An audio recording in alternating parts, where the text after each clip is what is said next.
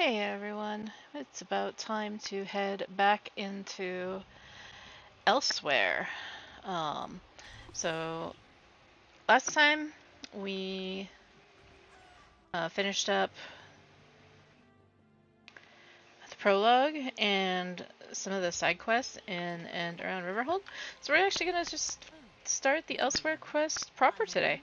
Um, Probably gonna stream the quest for a little bit, maybe in a couple hours, and as I've been doing with the previous streams of the Elsewhere questing, we're going to upload those to my YouTube channel afterwards.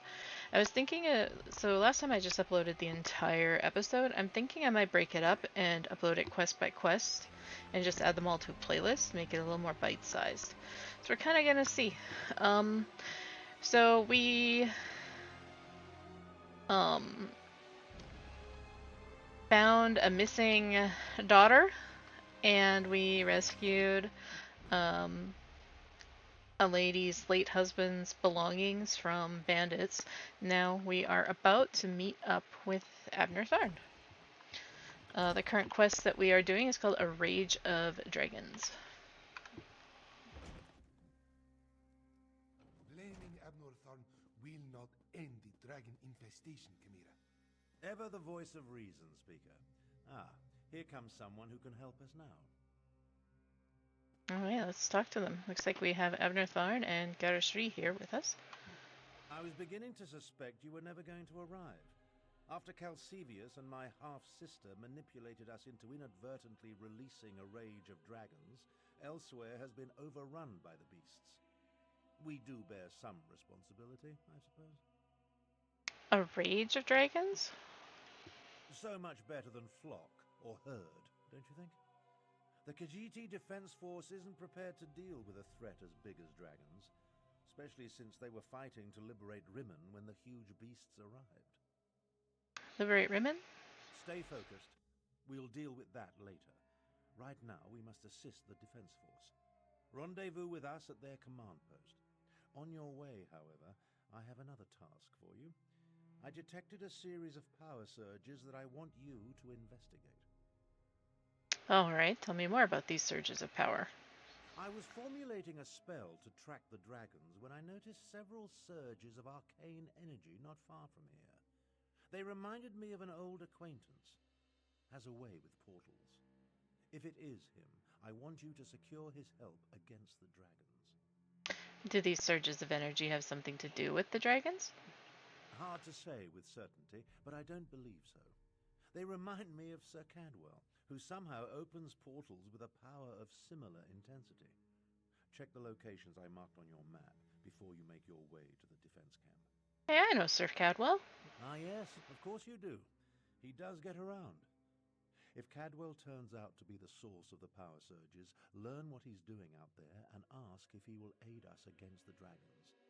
For all his eccentricities, he has talents we can utilize. You mentioned Lord Garashri and Chimera. Tell me about them. Lord Garish Ree is the Speaker of the Main and the commander of the Northern Elsweyr Defense Force. His aide, Chimera, serves as both a diplomat and a spy, though she would never call herself that. If you want to know more, feel free to ask them. You mentioned the Khajiit were trying to liberate Rimmen? My half-sister, Euraxia, conquered Rimmen and other parts of Northern Elsweyr about 6 years ago. The Khajiit Defense Force has slowly been taking back their province, but Rimmen is well fortified. And now, because of the dragons, things are worse. What's the Khajiit Defense Force? A militia drawn from the prides of Northern Elsweyr. Garish Ree, the Speaker of the Main, has taken command during this crisis. With Dominion troops busy fighting the Three Banners War, the Defense Force must deal with the Euraxians and the dragons. Sounds good.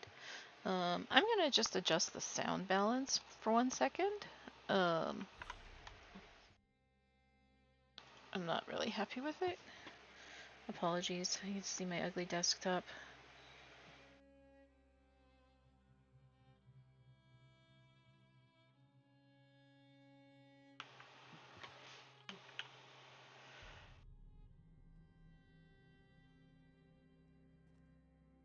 Just want to get that dialogue a little louder.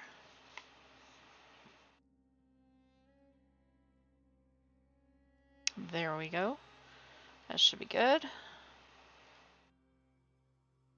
Okay. Let's talk to Chimera and go to the street. They're looking at a map. That map looks familiar. Looks like that map.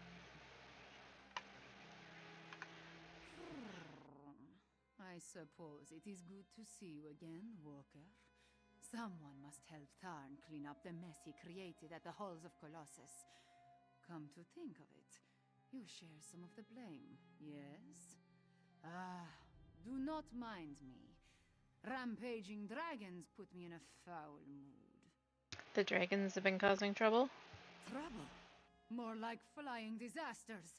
Caravans devastated, livestock consumed, villages set aflame. It is more than the Northern Elsweyr Defense Force can handle. As much as I hate to admit it, we need Tharn's help. And yours as well, Walker. This is about what happened in the halls of the Colossus, right? Damn Abner Tharn for translating the Wrathstone and finding that ancient ruin. He went in search of a weapon to end the Three Banners War. A weapon I told him was too dangerous, remember? And instead wound up releasing the dragons.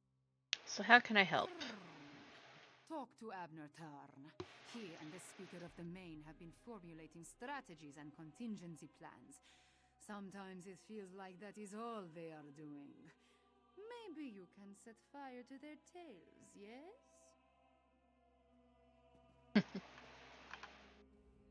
You're the adventurer who helped Abnur Tharn and Chimera at the halls of Colossus? The battle mage has been waiting for you. But where are my manners? Welcome to Riverhold and the province of Anequina. I am the Speaker of the Main. Is the Main here? No. Matters in other parts of Elsweyr occupy the Main right now. That is why I am here. I originally arrived to take charge of the Northern Elsweyr Defense Force. Efforts to expel the usurper Euraxia Tharn were well underway when the dragons appeared. So tell me about Euraxia Tharn. A few years ago, Abnur Tharn's half-sister conquered Rimmon and parts of Northern Elsweyr. We recently liberated Riverhold and were about to do the same for Rimmon when the dragons spread across the land. It's almost as if they came to her aid. So what can I do to help? Talk to Abnur Tharn. He has agreed to serve as my advisor, a role he knows well from his years standing beside the Ruby Throne. His strategies and tactics for use against the dragons sound outrageous, but he knows what he is doing. Got anything else to say, Abner? I was formulating a spell to track the dragons when I noticed several surges of arcane energy not far from here. They reminded me of... Oh, you said that already. So where have you been since last time I saw you? If it is around, someone needed to check on Cyrodiil and try to hold the pieces together. With the central government disbanded and the imperial city a smoking ruin, any semblance of order has gone the way of the Dwemer. The people deserve better. And were you able to make a difference? Between the imbecilic Three Banners War and the constant rise and fall of some new warlord or bandit chief, there was more to deal with than even I imagined.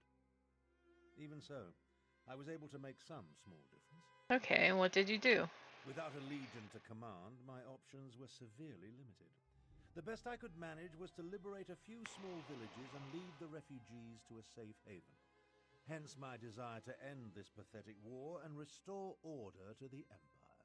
That seems a little out of character for you. You think so, Vestige? Perhaps you don't know me half as well as you think. I am Imperial through and through, never forget that. My people matter to me, as does our culture, our heritage, and our future. You sound like you're campaigning, Abner. What happened to the Amulet of Kings? How should I put this so that you fully understand? None of your business. The Amulet Wow. of Kings represents the highest office in the Empire, and I refuse to allow it to become lost or stolen again. After everything that happened, do you expect me to accept that? I expect nothing but your continued assistance, Vestige. However, I concede that your aid in recovering the relic was vital, so I assure you that it is perfectly safe. Safer than it has ever been. I think you owe me an explanation. All right. No need to pester. Once you started your merry parade of divinely inspired destruction, I formed a contingency. In case you failed, we would need the amulet to try again with another would-be hero. Good thing you didn't fail. He has no faith in me. So the amulet is safe at least? Safer than it was. You think I'd do what Sai Sahan did and just bring it right back to Sankra Tor? Please. Whatever you think of me, you should at least know I'm not stupid. Have you seen or heard from the other companions? As you can imagine, the companions were none too pleased with me after everything that transpired. I've made no effort to reach out to the survivors, nor they to me. It's just as well. That chapter of our lives ended at Heart's grief. Okay, bud.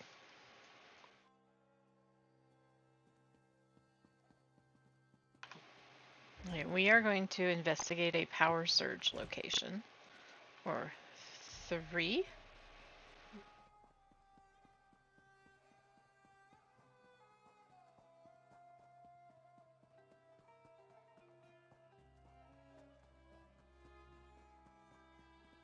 Is there a way out over here? Looks like there is.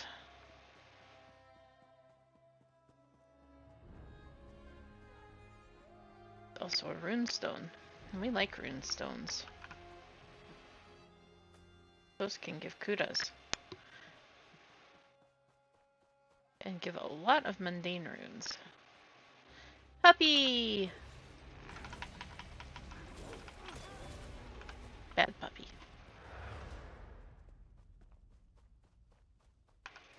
A stick. Okay, there are a bunch of dead soldiers here? And some discarded orders. Squad Commander Pentheus, both Her Majesty Queen Euraxia and her court necromancer, Zumog Foom. That is a name. That is a name and a half. Zumog Foom have detected a series of unknown surges of magical energy uncomfortably close to Rimmond's western borders. You are to immediately divert your squad and investigate the locations indicated on the accompanying map.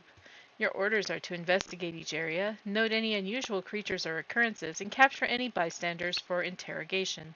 To be clear, Her Majesty wants them alive. Failure is not an option. Lieutenant Lepida, 1st Euraxian Legion. He's like named after a moth. Okay, we have read a letter. Let's go investigate the next location. Ooh, we can take the road. That's convenient. A stick. I like sticks.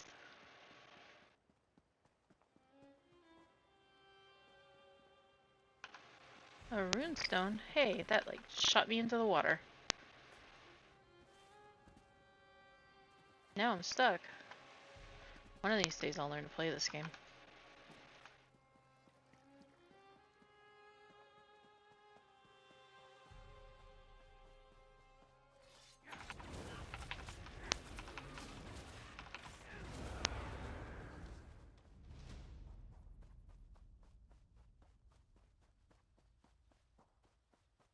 A chicken! Hey, come back! Come back, chicken! The chicken just took a portal. Foul-smelling sack. It had a rotten turkey leg in it. My loot log is down in the lower right.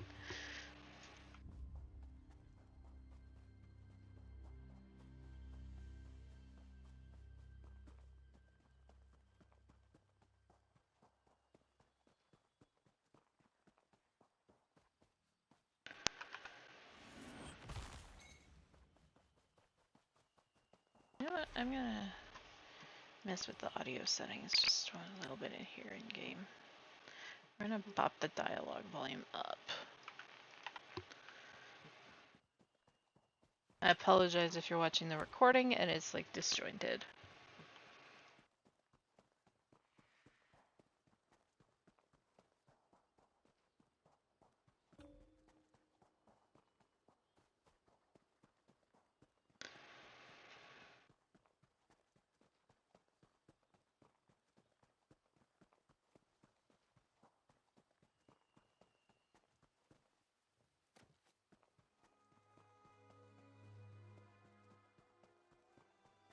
far from town.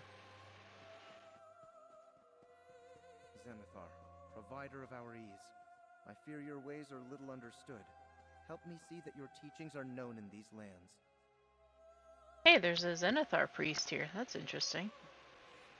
Let's talk to Adramar Petit. I think it's for the event that's on right now. Good to see you again, student of Zenithar. I have more questions to test your knowledge of my lord's ways. Answer them correctly, and I'd be glad to pay you once again. What do you say? Sure, I'll answer your questions about Zenithar. This has nothing to do with the mission I'm carrying out for Abner Tharn, but you're here, and you're talking to me. Excellent. I hope you're knowledgeable. The other devotees of Zenithar at my abbey detest my quiz. Apparently, it's difficult and arduous, but the gifts of Zenithar cannot be given for free. Are you certain you're prepared for this? Sure.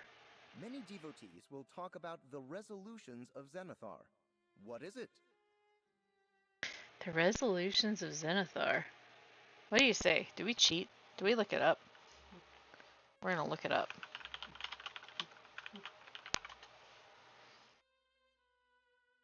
It's his temple. Okay. It's a temple where his devotees dedicate themselves to his ways. That's correct. But I wonder if you'd be so knowledgeable when it comes to the application of all Zenithar's taught us.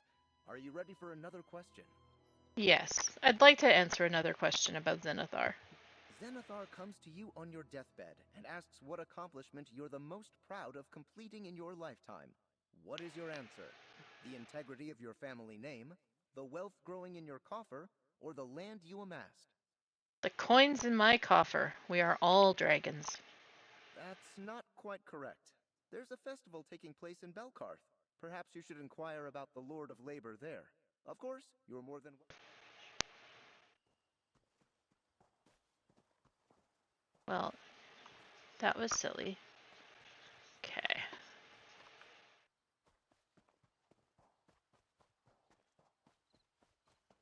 No, Azazi. Never touch a Daedric monster, especially a dead one. Don't be such a nervous netch. The dead can't hurt us. But where do you think it came from? It stinks of Cold Harbor. Perhaps one of the Usurper Queen's lackeys summoned it, yes? Let's talk to Asaza. Don't touch the dead thing, Theduna tells me. Like I don't know how to handle a Daedric corpse. I wonder what killed it, though. Maybe it ran afoul of a dragon. Oh, hey, there's a person running it. I saw you, traveler. Why do all outsiders insist on acting suspiciously? You're short. Like, I'm short, but you're shorter. I watched you go from location to location, just like the man with the pot on his head. Are you one of the soldiers intent on digging up every plot of land? Or are you simply a deviant who enjoys skulking and slinking through the wilderness? One man with the pot on his head. Do not play innocent with me, stranger. You must be working with that pale, gaunt fool with the ridiculous mustache. Else would you be visiting the same places that he did? Unless... Are you an agent of the Usurper Queen? The Usurper Queen? Euraxia, the hated Imperial who conquered Rim and falsely claimed to be its queen. Do not feign ignorance, outsider. I had just about enough of that when I talked to the man with the pot on his head. Well, where did the man with the pot on his head go? You sound as confused as he was. Kept talking to his pet lizard bird like he expected it to answer. The chicken. The last I saw, he headed east. I suppose you'll find him in that direction, and south of Riverhold. Just stop skulking around. Okay, I'll just go find the man with the pot on his head. Find the outsider with the pot on his head. Theduna, do you have anything to add? What a stench. That's the stink of Cold Harbor, Walker. How such a fearsome and dangerous creature ended up dead beneath our favorite rocky outcropping, this one does not wish to speculate. Only an extremely powerful mage could summon such a monster.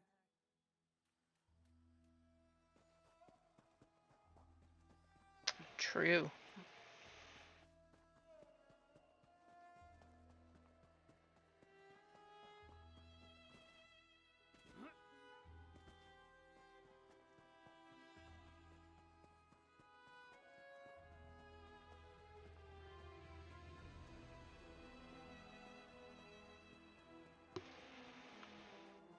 kind of over here somewhere.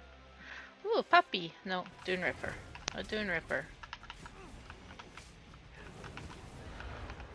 One of these days I'll, like, you know, buff before I go in.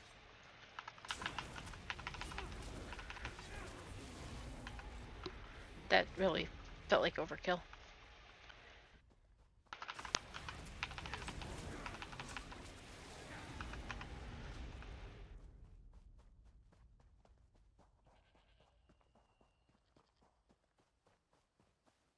Uncanny. It looks just like that lovely place I dreamed about. Must be why my portals led me here.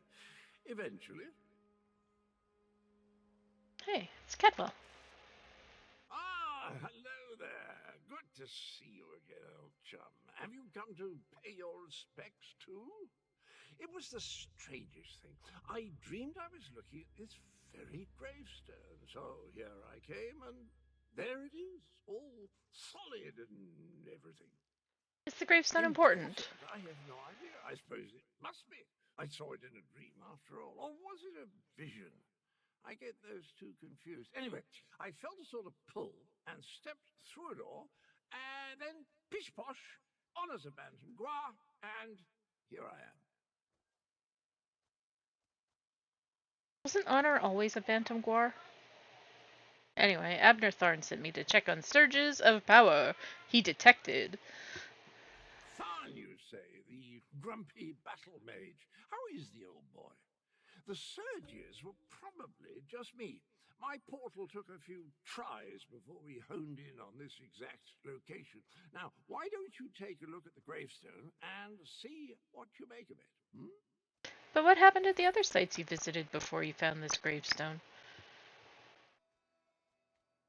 We'll just let that tick over before we finish this conversation.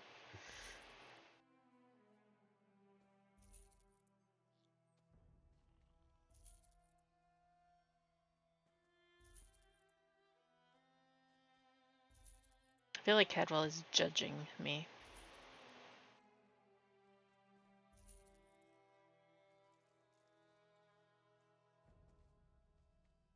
Well, it took a few tries to find the exact spot I saw in my dream. A number of frightfully rude lads and lasses occupied the first location I visited, demanding my surrender, if you can imagine such a thing. Naturally, I gave them the old heave-ho. I saw that Bantam Guar rummaging around in a foul-smelling sack at one site. Foul-smelling? I'll have you know that was my lunch. Can't believe I lost it. And if by Bantam Guar you mean my faithful steed, Honor, well, he's always getting into my foodstuffs. Has the appetite of a mammoth and the cunning of a fox, that one. And how did you dispatch, or did you also dispatch the ogre I found at one of the sites? Dispatch? Why would I do such a terrible thing? I adore those adorable pudge buckets. Alas, Groot was standing a little too close when I opened my portal. Poor thing fell in and took a nasty spill. When the neck bone snaps, it makes an awful sound. I imagine. Okay, well let's investigate. Can I talk to Honor? I cannot. Can I look in the backpack? Yes. Kunzari Origin. That is a lot of reading. I'm not going to read that out loud, but there it is on the screen. If you want to read it yourself, just pause. When I put it up on the YouTube, or clip it. You know, you could clip it if you wanted to. I don't want to look at Cadwell. I want to look at the ancient gravestone.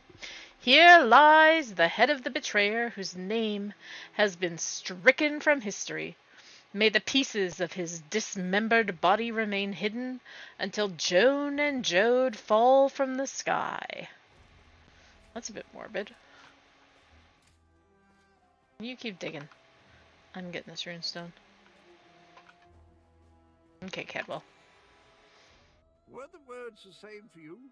Sometimes written language likes to confuse me. Words change and switch places. Very annoying. Anyway, the gravestone mentions the betrayer. Sounds like a dastardly chap. Wonder if I ever met him. Why do you think you dreamed about this gravestone? I don't have the slightest idea. The words inscribed upon it conjure up all kinds of questions, though. Who is this betrayer? Whom did he betray? Why did they bury only his head? And where did they put the rest of the poor fellow? I don't have a clue. Abner Tharn said that if I found you, I should ask if you'll help us with Elsweyr's dragon problem. Dragons? I haven't battled a dragon since... You know, I can't remember, but I'm certain I fought one or two in my day. I was a gallant knight, after all. Of course I'll help.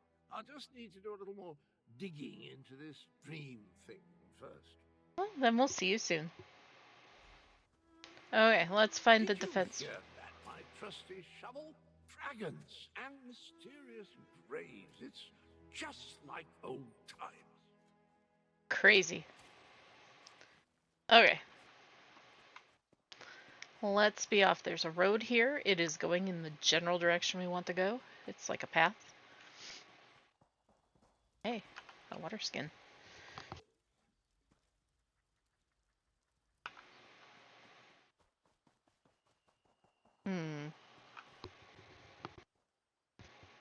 Okay.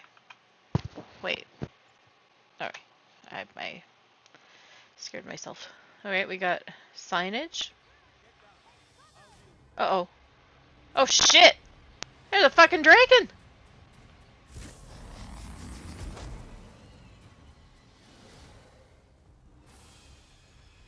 Okay, it flew away. Let's talk to Abner Tharn. Oh, now you show up. Left me to deal with a dragon all by myself. It's a good thing I'm Abner Tharn and not, well, some lesser mage. You defeated a dragon! I discouraged it, but not before it laid waste to most of the camp.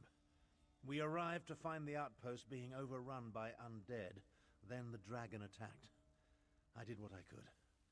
I fear it wasn't enough. What about the power surges? Did you learn anything? You were right, it was Cadwell. He was drawn to an old grave of someone called the Betrayer.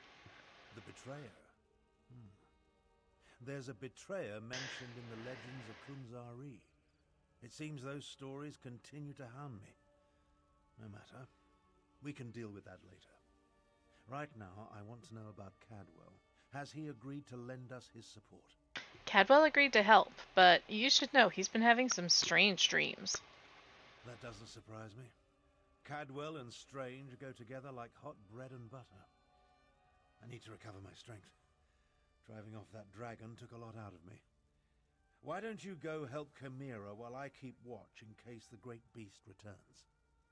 Okay, but before I go, you mentioned the legends of Kunzari. Kunzari, hero of the Merethic era. Most of the legends are unbelievable, though the Khajiiti moon singers guard the secret history. Their tales led me to the halls of Colossus. But let's save this for a less dangerous time. Tell me about Cadwell. I already did, so I'm gonna go talk to Chimera. Okay, Chimera. Talk to me, lady. Damn us for arriving too late. I did not expect to find our militia under assault by a horde of undead, and then the dragon. Oh, it tangles the tail, Walker, it truly does. What can I do to help? The militia was already depleted from the fight to liberate Riverhold, but we were determined to press on toward Rimen. Between the undead and the dragon, though, we can barely hold this portion of the outpost. Retreat is not an option.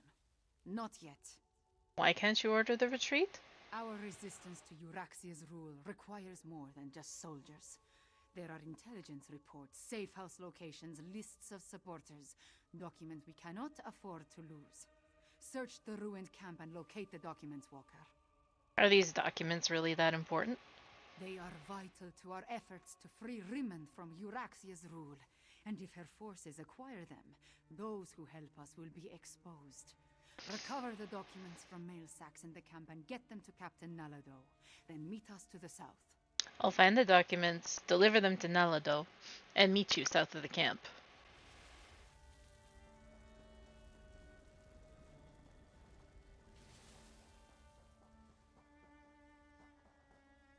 An urn. We're gonna just Scavenge everything that might be of value.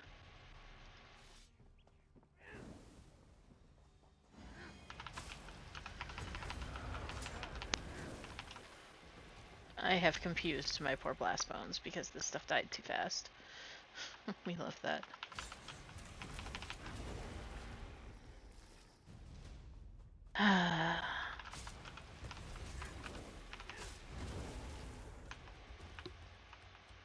Okay, we got one in here.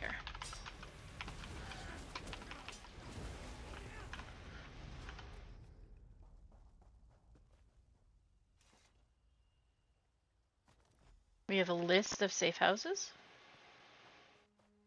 That sounds important.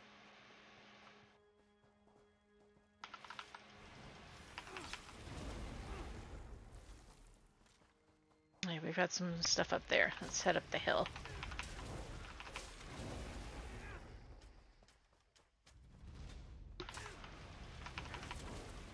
Ah! No CC me. How am I supposed to get in there?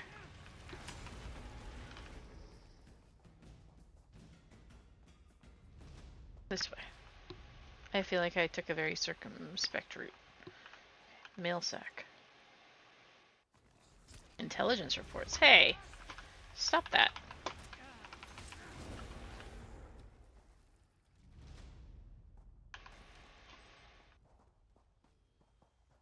Okay, let's continue this way.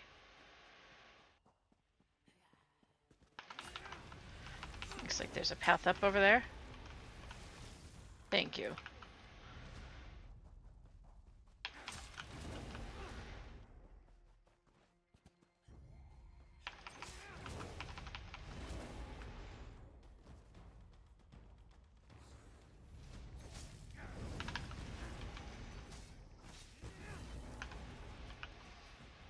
These just don't have a lot of health, do they? Oh, I am as a god. I'm so powerful.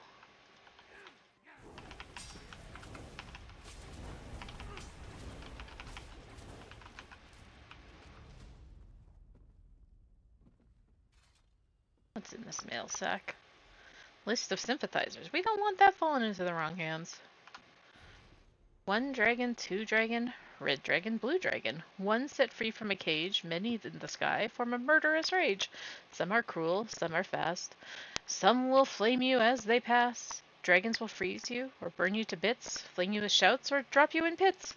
Look to the sky, at night, at dawn or at night, you may see dragons in murderous flight. What makes dragons mad? Why do they stay? I do not know, I just run away. I empathize. Writer of books.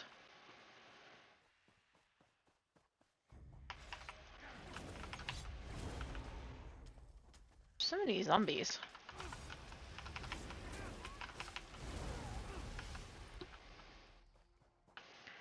And we have 1 more mail sack. And it has spy correspondence. Hey, let's rescue the melons and the seasoning while we're here. Okay. Oh, you weren't here when I went in that tent.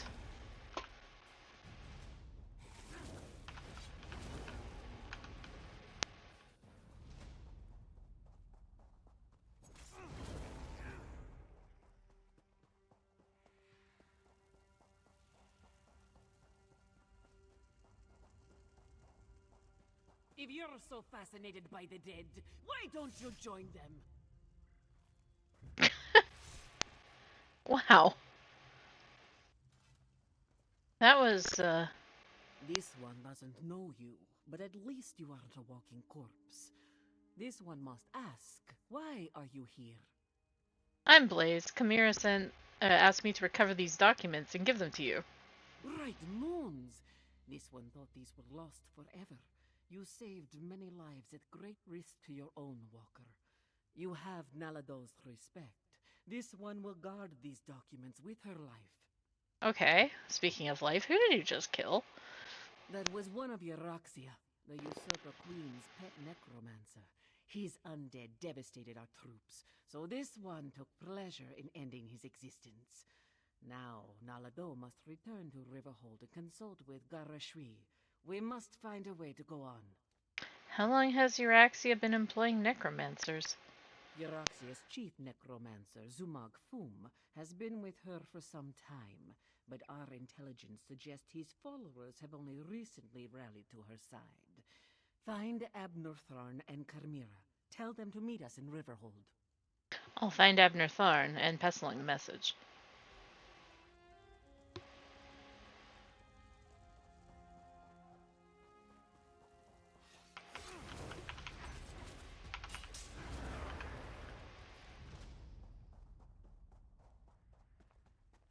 Looks like we're headed this way.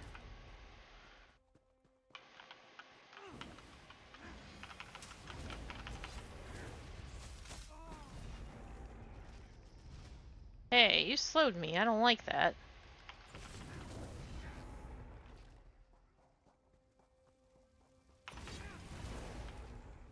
Any other interesting correspondence? Urns with green recipes in them. Maybe I need to know them. We shall see.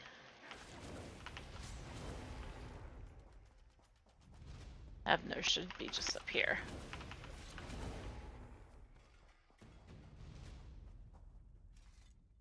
I've spotted dragons circling in the distance from time to time, but it doesn't look like the winged monster that attacked the camp will return today. Was your hunt successful? Did you recover the documents that Chimera sought? I found the documents and gave them to Nalado. She went to Riverhold to confer with Garashri. I must join them there. The Khajiiti forces have been decimated by this attack. It will take every strategy I can devise to help Garashri prevent the collapse of his militia. The appearance of so many undead, though, that concerns me. Nalado said Euraxia's chief necromancer, Zumog Fum, recently brought his followers to Elsweyr. Yes, I read the reports. Zumog Fum and his necromancers working for my despicable half-sister. Such magic leaves behind a miasma of stench and decay. It leads to the mountains to the west, but I can't pinpoint an exact location. I can track down the source of the necromantic power. Good idea. Dragons are bad enough, but undead tend to go on without end. Better to deal with them now, before Euraxia's power becomes more than we can contain. Is this the first time a dragon has aided Euraxia's forces? In such a direct manner? Yes, as far as we know. It could have been coincidence, but the attack felt designed to hit us when it would do the most damage. I wanted to send Chimera with you to find the source, but I have no idea where she's gone. I'll track down the source of the undead in the western mountains and keep an eye out for Chimera. Find the source of this army of undead, and if you see Chimera, send her back to Riverhold. She's as reckless as she is capable, which is a dangerous combination. I'll make my way back as well. After all, Gareshri would be lost without me. Chimera didn't say where she was going? In case you haven't noticed, we two don't always see eye to eye. She can be impetuous and obstinate, truth be told. Chimera gathered a handful of soldiers and took off to the west. If you run into her, send her back to Riverhold. Okay.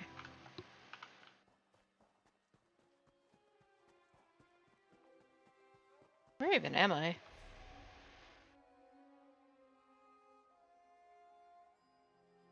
I might head to the Prowl.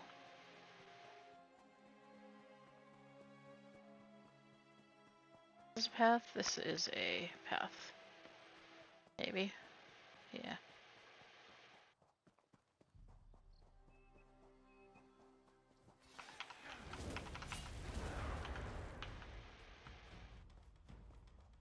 We're gonna cut crossroads.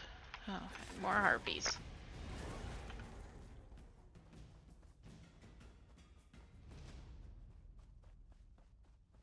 And there is a dead dragon here. Interesting.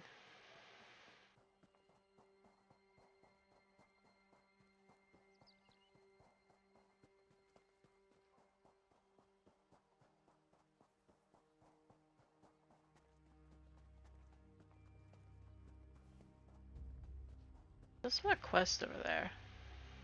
Do I want to do that? I think I will.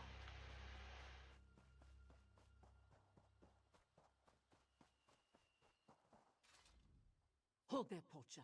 One more step and my sweet boy will tear you apart. Come on, Milksop. Get up. You're useless. I'm not a poacher. What's going on here? I'm sorry. Numaya grows suspicious of everyone these days. A dragon swept through recently, you see. Gobbled up whole herds of antelope and burned out the larger hunting camps. Now bone-chime poachers pitch their tents all over the Prowl. You keep mentioning these poachers. Who are they, and what risk do they pose to you? We care for many rare animals. A juicy target, yes? Just yesterday, a group of them stole this one's training whistle to lure out our beasts, you see. We have little gold, but Numaya would pay you to retrieve her whistle and punish those mascarses. All right. I'll retrieve your whistle and break up the bone-chime poachers operation. What this one would not give to see you kick those bone-chime bastards in the teeth. Unfortunately, Numaya cannot leave her beast unguarded. Life on the ranch has made them fat and lazy, especially this one. Yes, Milksop, Numaya talks about you. Is this whistle you want me to recover unique? Oh, yes. This one's mother's uncle's grandfather bought it from a wood elf tinsmith over 100 years ago. It's not flashy, no gold engravings or anything, but the tone it sings out is smooth and perfect as a topal pearl, a masterpiece, Walker. Oh! You mentioned a dragon attack? This one does not like to think about it. Numaya has never seen something so fearsome. Toothy jaws, claws as long as grain size, and wings so wide they blot out the sun. Cinches and jackals we can handle. A beast like that, though? Oh, not a chance. You said it ate most of the wildlife in the Prowl? It did. Horns, hoofs, tusk, and all. What it did not eat, it burned. Somehow, Numaya's ranch was spared. Praise Alkosh.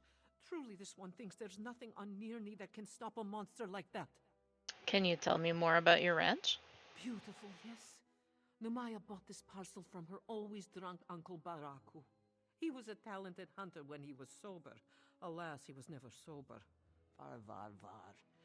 You should have seen it before, Walker. Broken bottles, old ragged tents. Oh, hideous. So you fixed it up? Oh, yes. Numaya placed every board, hammered every nail, and drove every post. It took 6 years, but this one thinks it turned out all right. Truthfully, building it was not so hard. Rescuing these beasts, though, oh, Zisfo, what a pain in the tail. What did you rescue them from? Hunters, mostly. Well, Numaya should clarify. Careless hunters. Numaya does not fault Khajiit who eat meat. What makes this one snarl are Khajiit who strike beasts with an arrow and do not finish the job. Or trappers who never check their traps. Were all these animals harmed by hunters? Most. Numaya found Milksop half-starved in a deadfall pit. He frothed and roared at first, but now he just sleeps all day. Lazy, lazy, lazy. The monkey Marmalade nearly lost her hand to a snare. Sometimes this one wishes she had. She's so sneaky. Oh. Sounds like they're a handful. They are. But Numaya loves them anyway, even on their worst day. Animals love you no matter what. Only fair that we do the same for them, yes? Very true. Okay, I think we're gonna go...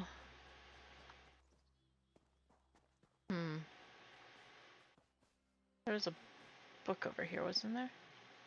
Over here. Terror birds.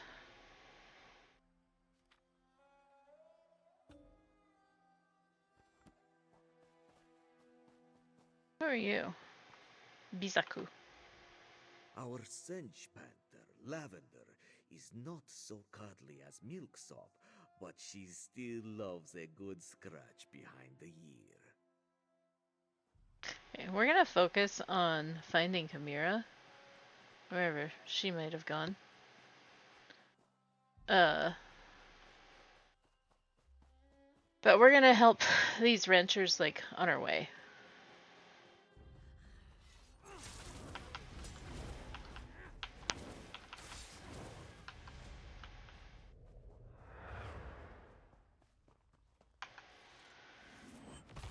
Because it is sort of on the way. I have to get to the road to get to Chimera anyway, so...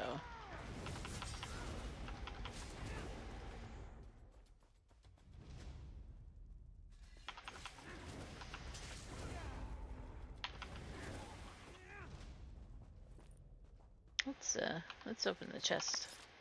You get anything good?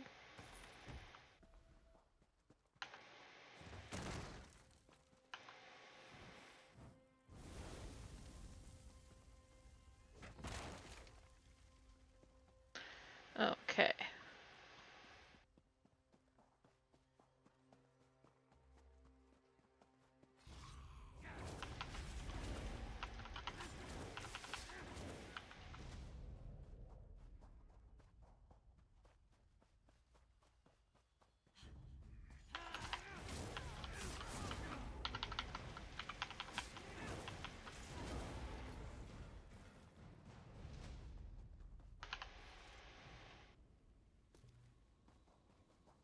Khajiit eats well and stays fit. But you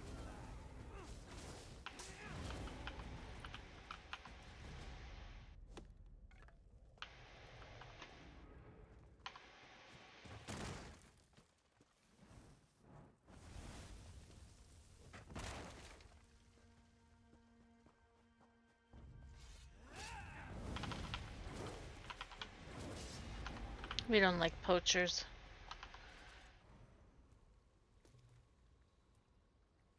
Okay, there's a camp just up here.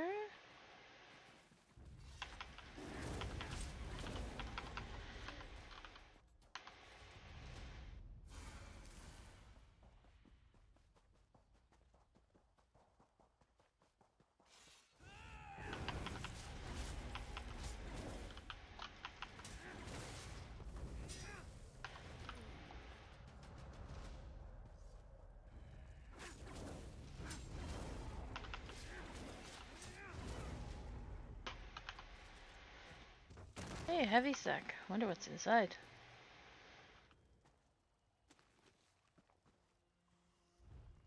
That is not what I clicked on.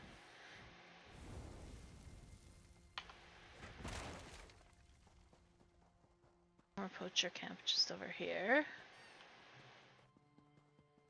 And then, oh, it's up the hill.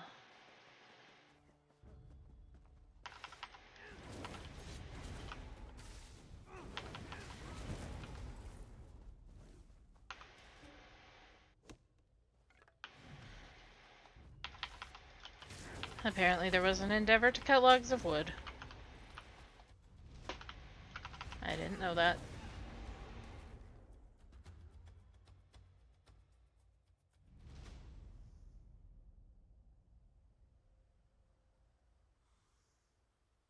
Okay. Last camp. It has the training whistle.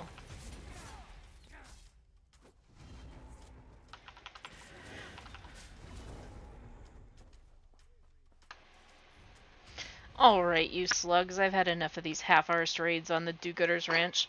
Plucking 2 or 3 sacks of grain at a time, a few paws full of day-old meat. Are we hunters or are we rats? Gather up any weapons you can and make ready for a full attack. I want those animals caged and ready for sale by week's end. Especially that white stench. That one will fetch a high price. If you morons can't make this happen, I'll find new hunters who can. Ratty. How ratty, Ratty. Okay. We need to talk to her again. We'll do that, I guess, before finding Chimera? Don't want to have to backtrack too much. She's this way.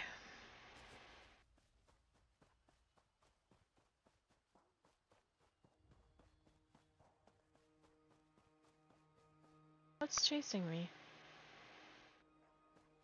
Nothing. Okay. I've noticed the game has been telling me to dodge a lot lately when I haven't, like, needed to. Oh.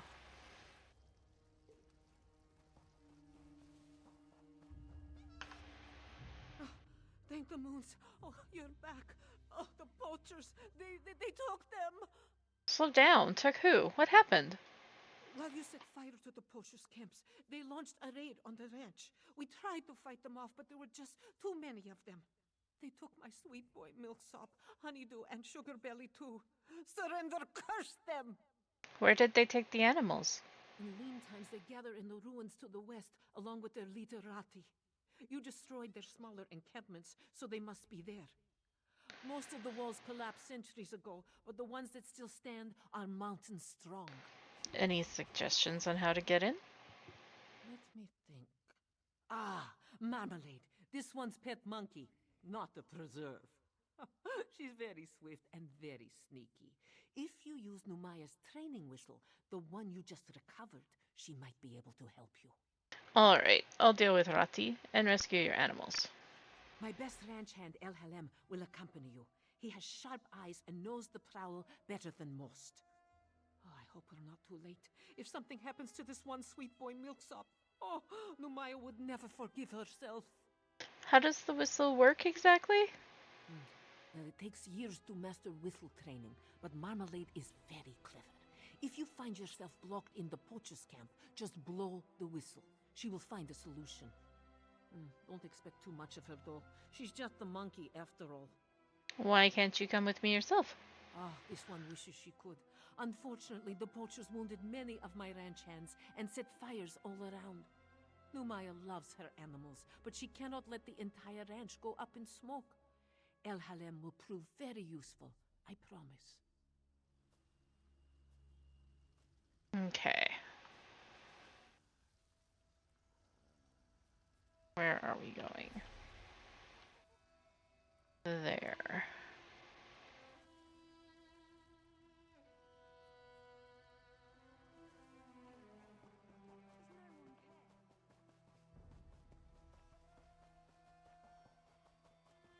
El Halem? Not a moment to lose, friend. Let's go save these animals. You are a Bosma.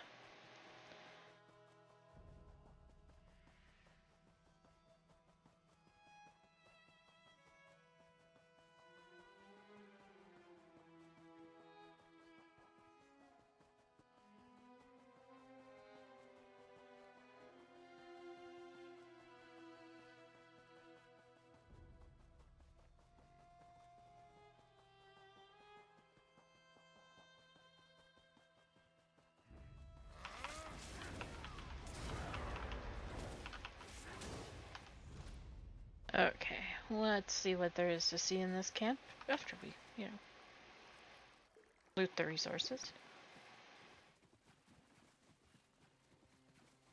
Honeydew's over here.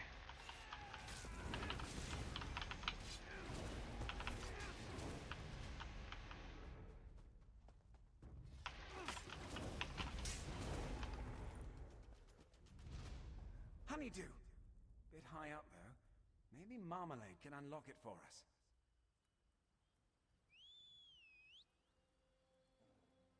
There's Marmalade. Well done. Let's keep moving.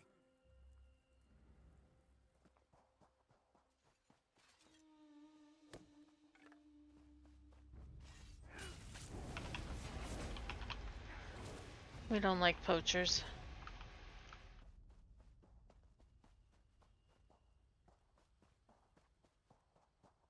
Hold on, Lavender. We'll get you out. Lavender!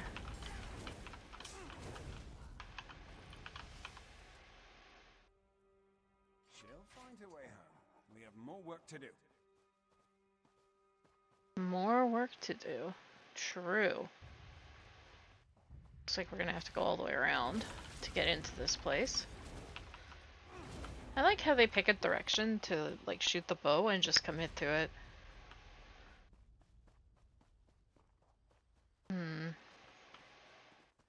How in the world do we get in?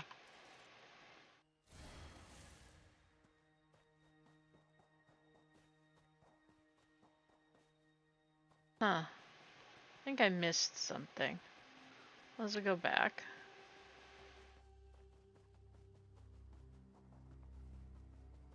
Try to find an entrance. They built like a palisade. door's locked, eh? Damn. Maybe Marmalade can fit through the crack there. I sold stuff. That's convenient. Unlock the door, Marmalade. Pull the lever. Ha! She did it. The door's unlocked. Let's head in.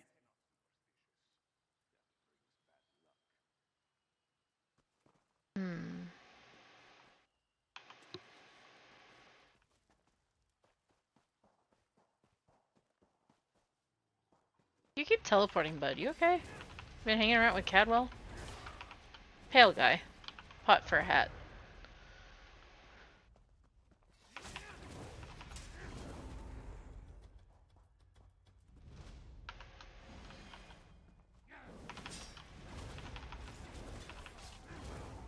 You know, it would be really cool if they did actually add overland difficulty. Off with you, Sugar Belly. Now, another locked door, eh? I bet Marmalade could nick a key off that drunken guard.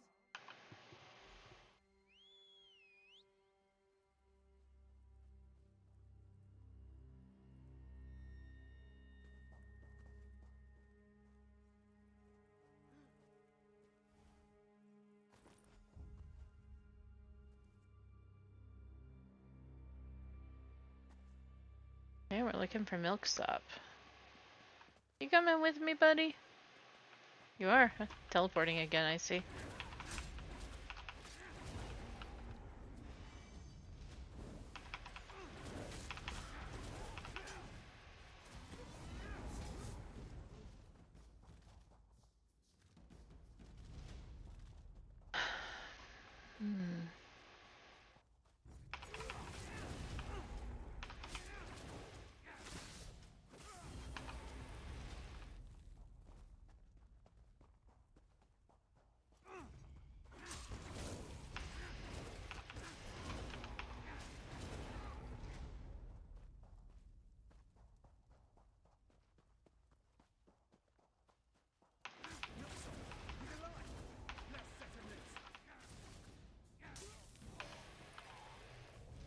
Milksop!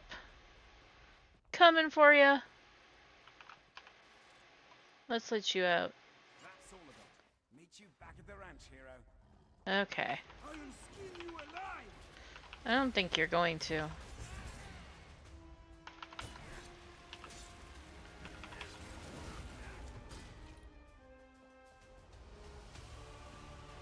Beast acquisitions log.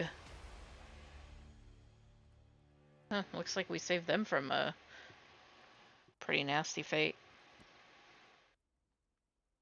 Okay, let's escape.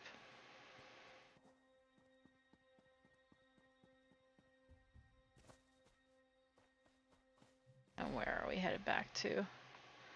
All the way back over there. Well, you know what? We've rescued everyone. Let's go talk to Chimera. I probably should, because I don't think I'm going to be coming back this way.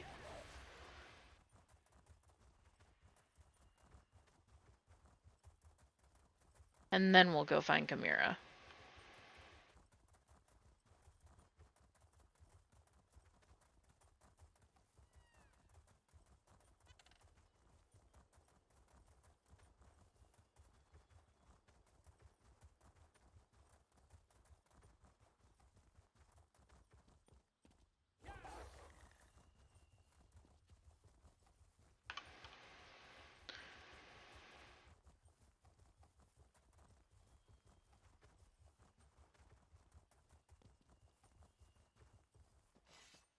Well, they put out the fires.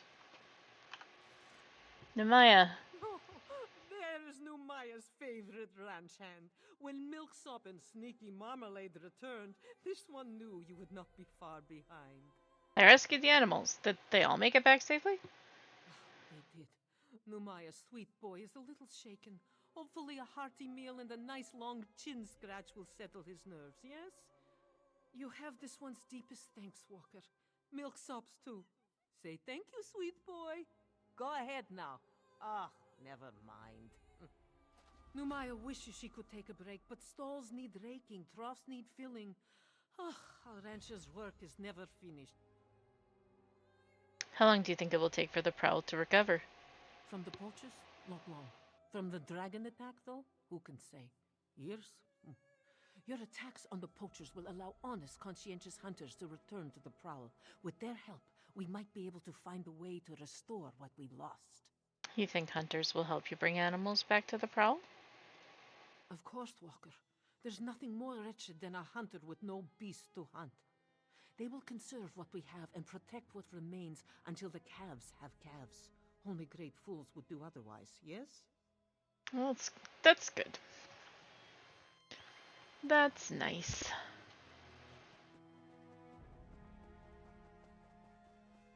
Okay, back we go down the road.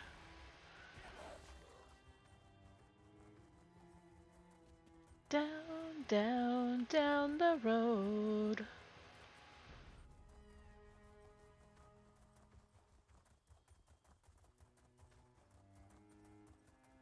Okay, Chimera, we're almost there. What are you up to, lady?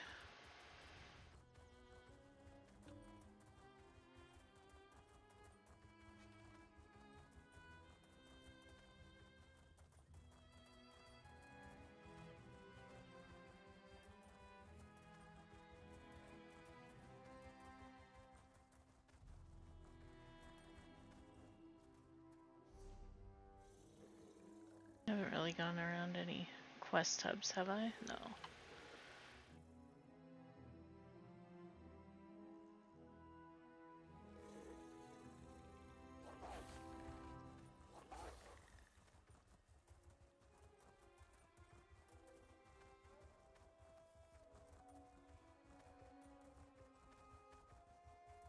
Now cross country.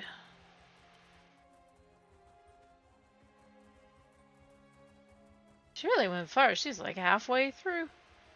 Halfway down the map. We'll go back to the Stitches after this. I think I want to do that quest.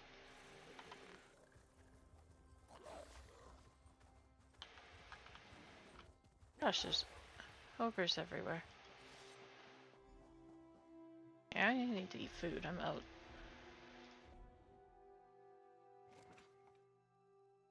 Okay, Chimera. I did not expect to see you in this desolate place, Walker. Did Captain Nalado send you? Or have you come to join us as we hunt the dragon that killed so many of our warriors? Neither. Abner Tharn sent me to find the source of the undead that attacked the outpost. Then our missions coincide. We can work together to destroy the undead and slay the dragon. It will be glorious. When we finish with the hunting and the slaying, we can report our success to Lord Gareshri. Abner Tharn said you should return to Riverhold. I do not take orders from that old battle mage. Besides, the blood of Khajiiti warriors cries for vengeance. To disregard that cry, that is not a shame I can bear. No, I must do this. I must strike back and show my people that hope survives. Powerful words, but it sounds risky. The worthy life is full of risk, Walker. I assumed you knew that, given what you do. I will tell you a secret, though. Before my parents died, they gave me a pendant. As long as I wear it, Jode watches over me and provides his protection. You have a pendant that's connected to Jode? To Jode, yes, but also to my family and heritage. I suppose you could call it an heirloom. It helps me in my role as agent for Lord Gareshri, and that is all I will say about it. Now, let us go inside and find the necromancer and the dragon.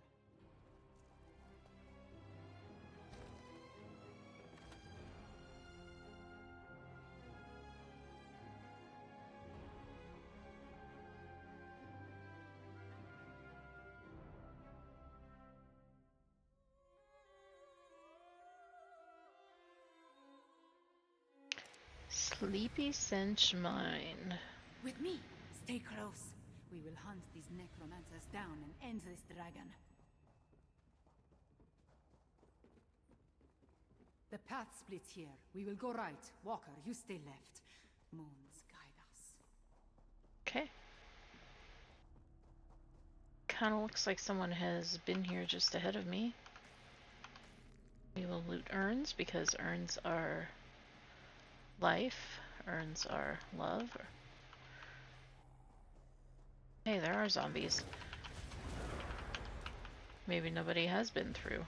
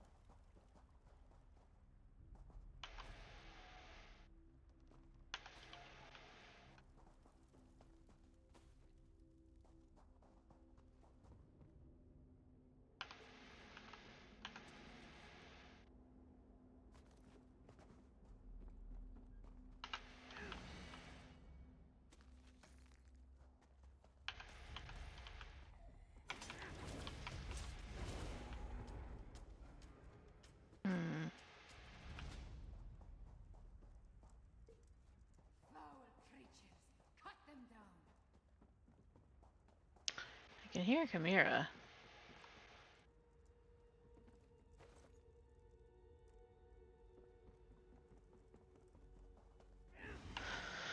Press onward, I guess.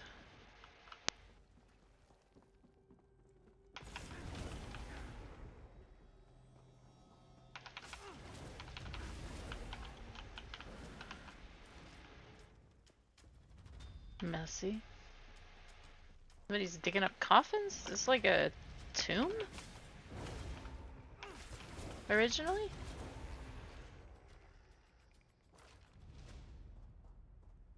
Seems like, if there's like that shit around.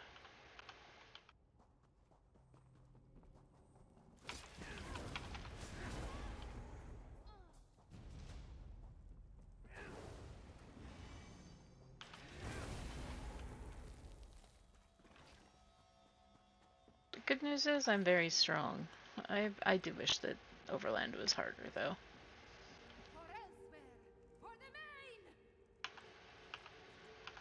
Oh, hey. What are you guys doing up there? Well, I can't get up there.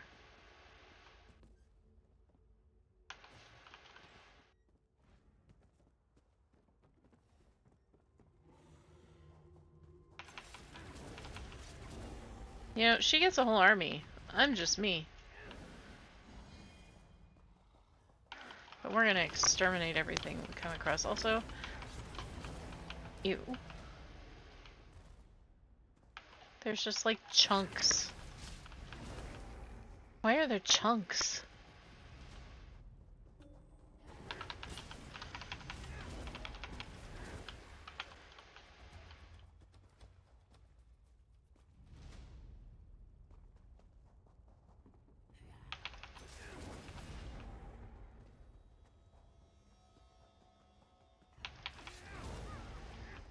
We're not leaving a single necromancer alive.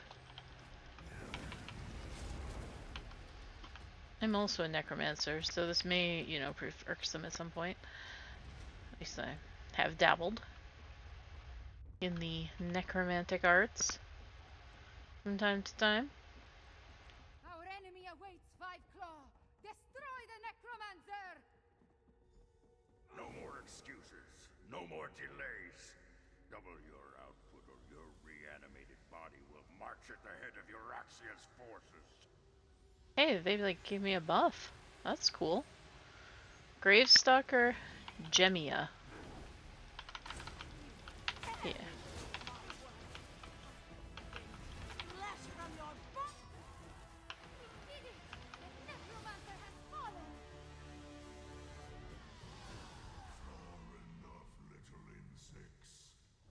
Oh.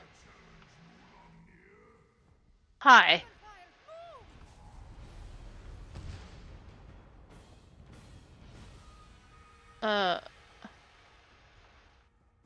Let's keep going. We got a dragon to chase.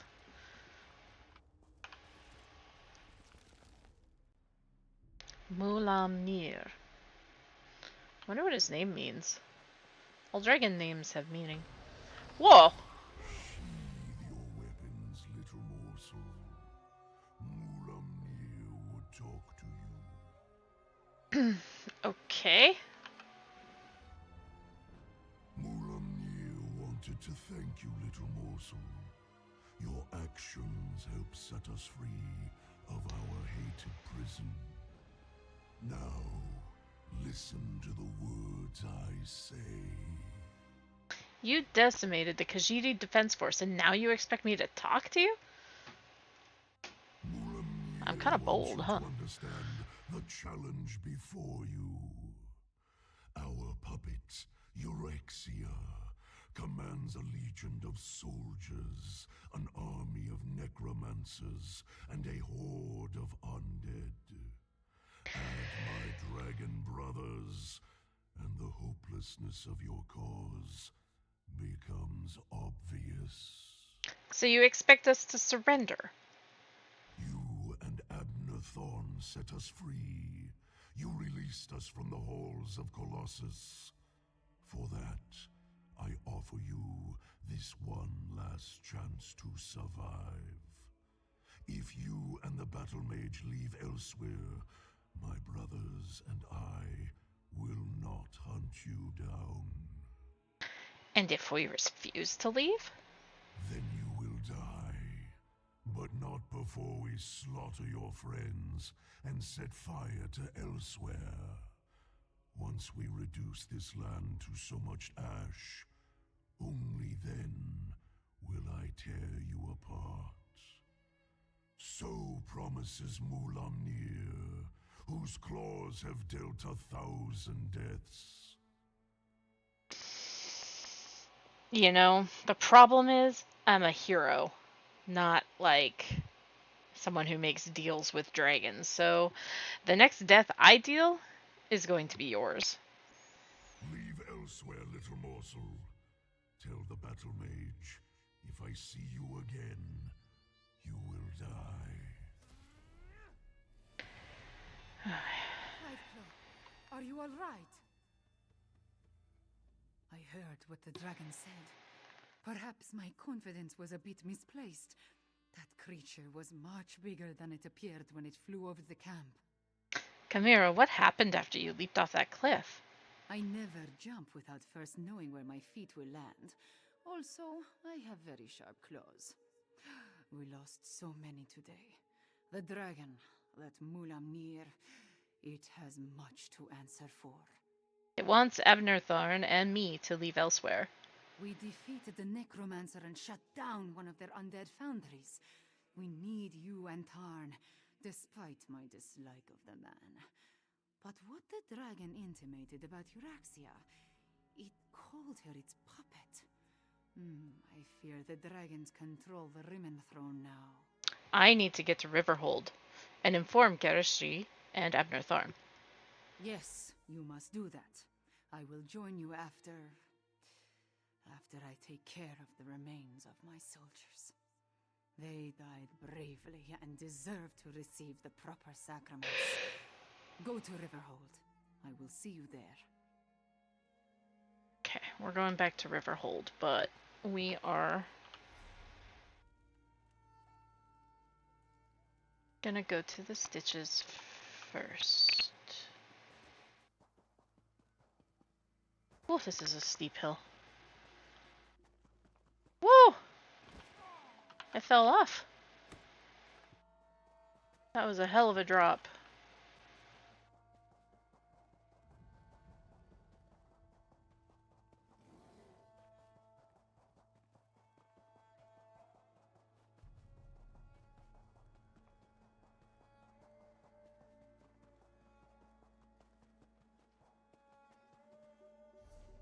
Well, we're headed the right direction in any case, so let's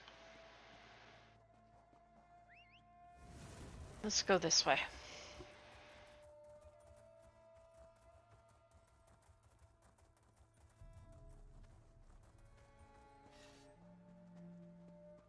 Watch your... You'll want to find another place to rest your feet, stranger. These stitches are about to burst. It won't be much longer before the whole place unravels, as it were. What do you mean? There is a new Khajiit in charge, Kazda, and he enjoys throwing his weight around.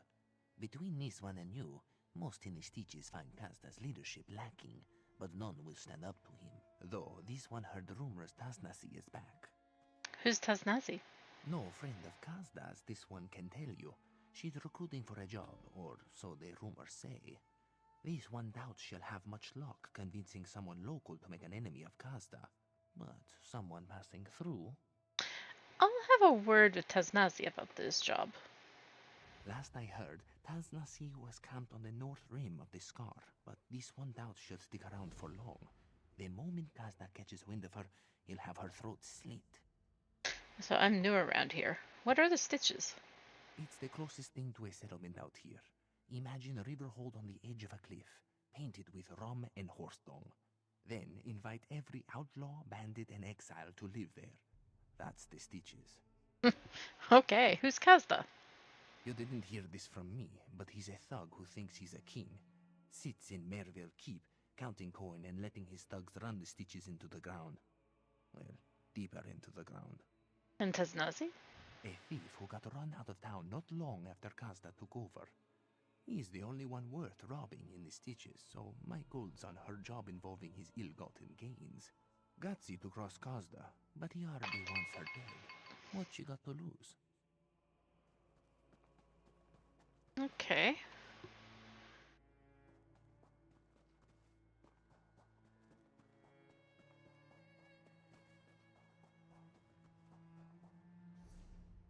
Let's just set that active. We know where Riverhold is and how to get back there, but... Steed! We need a trusty steed.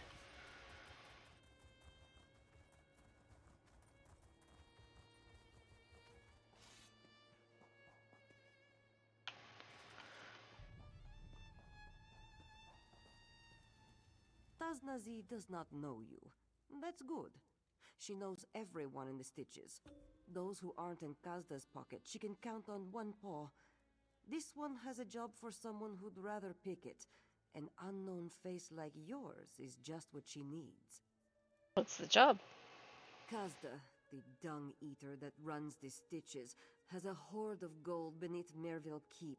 Taznazi plans to make it hers. Ours. If you're interested, we need to move soon. The Stitches gets worse by the day. Kazda may leave, and his coin with him. You want me to take part in a robbery? To take from Kazda is no crime. His predecessor, Dashing the Salzo, amassed the coin. Kazda only wallows in it, like a pig in its filth. A cruel, stupid pig. Now he lets the Stitches shuffle to ruin. This is his just punishment. Well, I'll help you relieve Kazda of his wealth. We also need Taznazi's old crew, Vol, Sarin, and Nazdar. Vol just did a job for Jubani. He'll be at her junk shop. Sarin's likely at the Goiter's Gulp, and Nazdar caterwauling somewhere. We'll meet in the bowl at the bottom of the Scar. Can you tell me more about the people I'm recruiting? Who do you want to know about? You mentioned someone named Vol? Best damn mechanist this side of Nibbin Bay. Not a common trait for a wood elf, this one knows, but it is true. Kazda's stronghold uses strange mechanisms to keep uninvited visitors out. Vols are passed through them. Okay, so who's Serene? Maybe not the most distinguished mage in Elsweyr, but the best Taznazi is likely to get in the Stitches. She spends more time with her head in a bottle than a book, but once she's dried out, she'll be invaluable for reaching the vaults unnoticed. Okay, and tell me more about Nazdar. The old adept was something back in his day. Taznazi heard he could break a boulder with his little claw. He doesn't fight much anymore, but he still has some moves. This one has seen them personally. He flows like water and is as silent as wind. Okay, let's talk about something else. Keep it quick.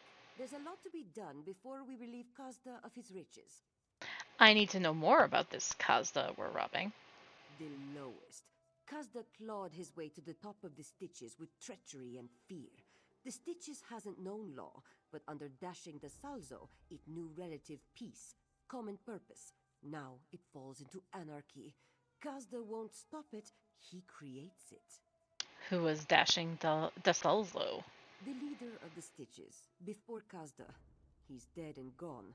All you need to know is, what was his is now Kazda's, soon to be ours. I'd like to know more about the Stitches before I go there. For example, does everyone eat worms like you are? And dip bread in them? Ugh. A den of outlaws in the shape of a town. There's not much to tell. What do you want to know? I want to know more about Jubani's junk shop. The facade of a legitimate business for Jubani the Fence. Her gang loots and scavenges items all over the Scar. She has a Bandari's knack for selling junk for far more than it's worth. Okay, what's Goiter's Gulp? What passes for a tavern in the Stitches. The Averno twins run a money-lending and pawn operation out of it. Don't let them sweet-talk you into any favors. They may seem harmless, but everything has a price with those two, and everyone pays. What about the Bowel? The sewer beneath Merville Keep. We'll be able to gather there without attracting any unwanted attention, and it'll become clear why once you arrive. Sounds good. Let's do this.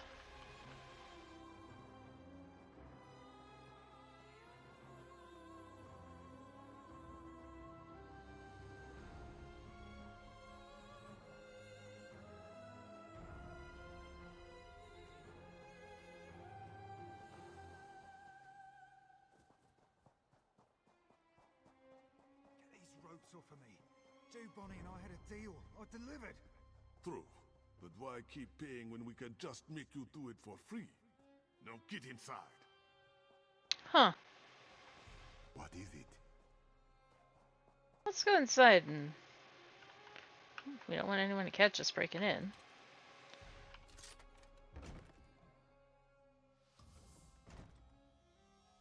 Okay, he...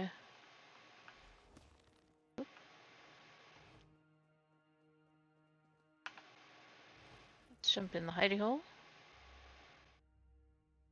Get the lay of the land.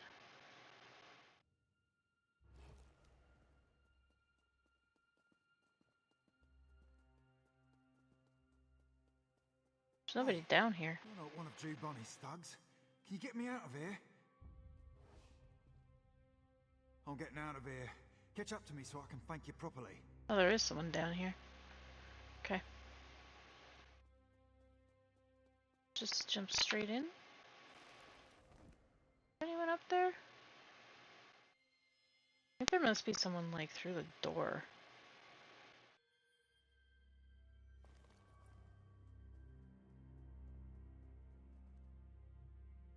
Oh.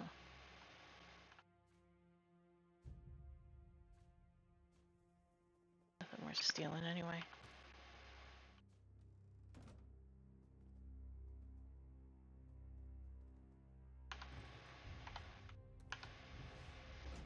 Not worth it.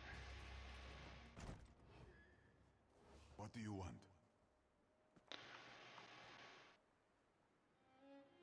Where in the world did he go? Is he up top? I think he's up top.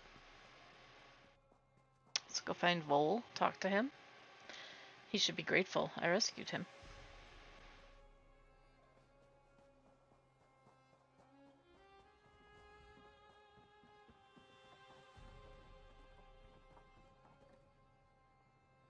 Hey, he's below. Yeet.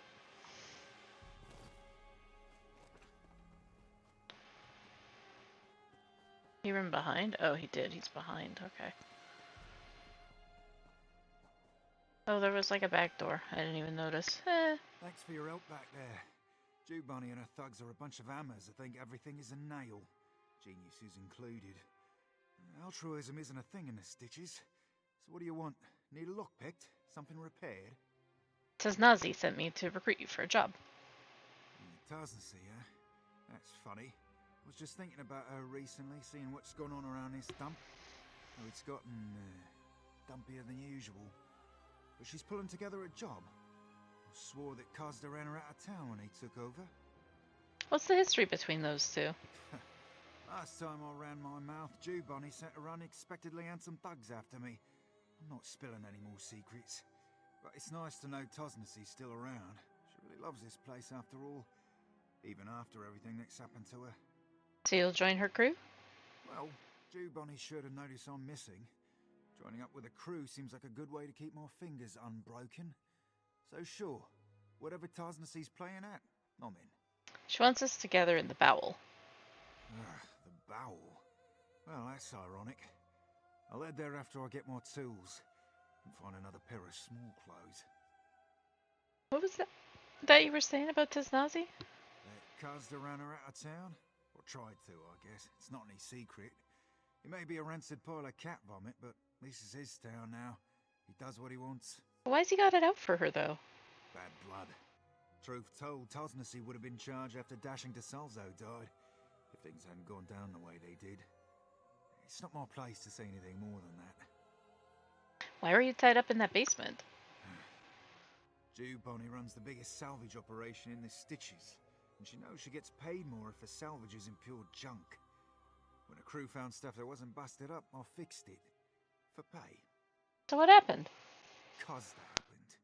He took over the Stitches and didn't care if people broke oaths, contracts, or ribs. Jew Bonnie saw a chance to get more labour for free. Just had to flex a little muscle. Yeah, don't let my rippling physique fool you. I'm not much in a fight. I wouldn't expect a Bosmer to be an expert machinist or mechanist. Well, most don't. And to be fair, I wasn't always the brilliant tinkerer I am today. I don't know what caused the change, honestly. I think eating that soul gem had something to do with it. You ate a soul gem?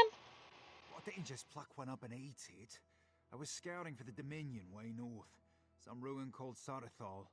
Was running from some guards when I fell into a shaft. And fell. And fell. It was a long fall. Sarthal? That's up by Winterhold. I'm surprised you survived. Caught a ledge at the last minute. Broke my fall. And my fingers. Real mess. Anyway, I found myself in this strange cavern. Huge. Had dwarven ruins. Biggest I've ever seen inside of it. More stone and metal than I could imagine. Not so much food. So you ate a soul gem? Not quite. I finally managed to find a charis. A big bug. Tastes awful, don't recommend it, but I ate like my life depended on it. I mean, it did. I half remember a glowing stone going in my mouth. Swallowed it whole before I even realised. And that gave you knowledge of machines? Yeah, more like indigestion, but also this indescribable urge to fiddle with the ruins. Well, I guess I'd call it curiosity. But anyway, I fixed an elevator like it was second nature and got back home. Then I got discharged on account of my weekend. Well then, okay. Now, who's next on our list? You know...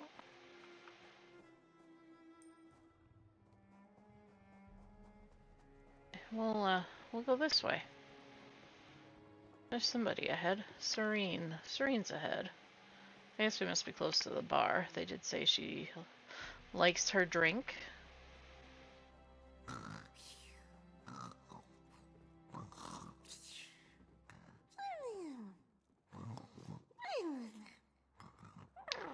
She's asleep. Well. An odorous bucket.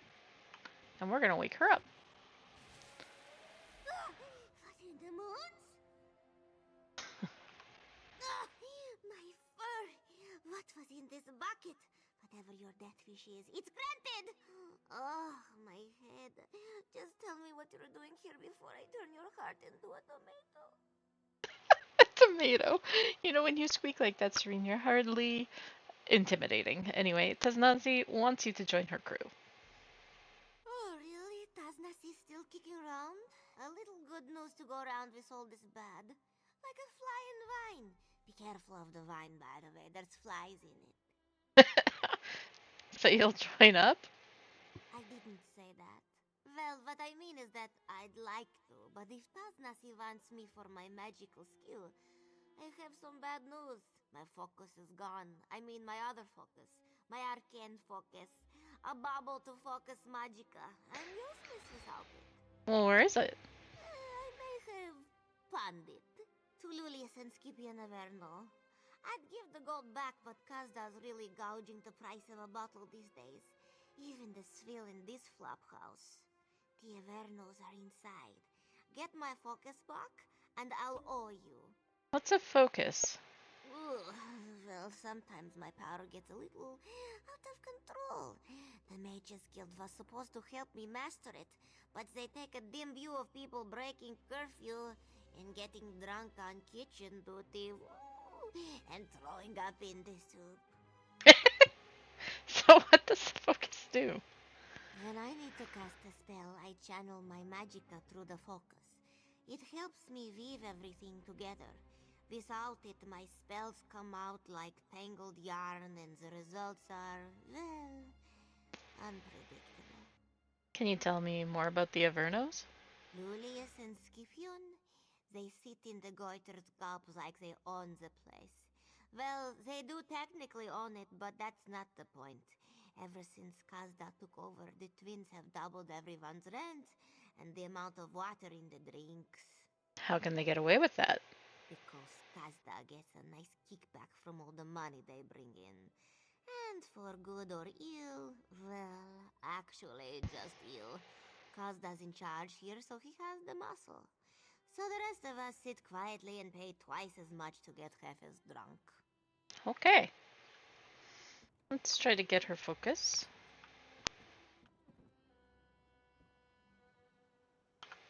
Thank you, friend. Without your supplies and knowledge, we would never have made it out of Orcrest. We owe you our lives. Oh, hey, some people who were in Orcrest. I rescued them some time ago. These cultists hired us to protect them on their misguided missionary journeys. I think they're planning to convert us to their lost cause, but that's unlikely, since we're going to rob them blind before we reach the next town. Awesome. Thank you, friend. I owe you a drink next time we meet. What will you do now? I think I might just sit here and watch Orcrest burn. I always hated this city. I saw a book. What's yours is mine, a little larceny. What's mine is mine, what's yours is mine. You turn your back and then your portable gear is gone from here. You'll never will see it again. Walker, don't get so attached to objects and items material. You know that wisdom's found above in the moons and heaven's ethereal. Think fast. What's mine is mine, what's yours is mine. You turn your back and then your portable gear is gone from here. You never will see it again. Faith in gold is sadly misplaced. True riches are friendship and love. Behold those dancers winking at you. You know what they're thinking of. Look at that. What's mine is mine. What's yours is mine. You turn your back and then your portable gear is gone from here. You never will see it again. Okay.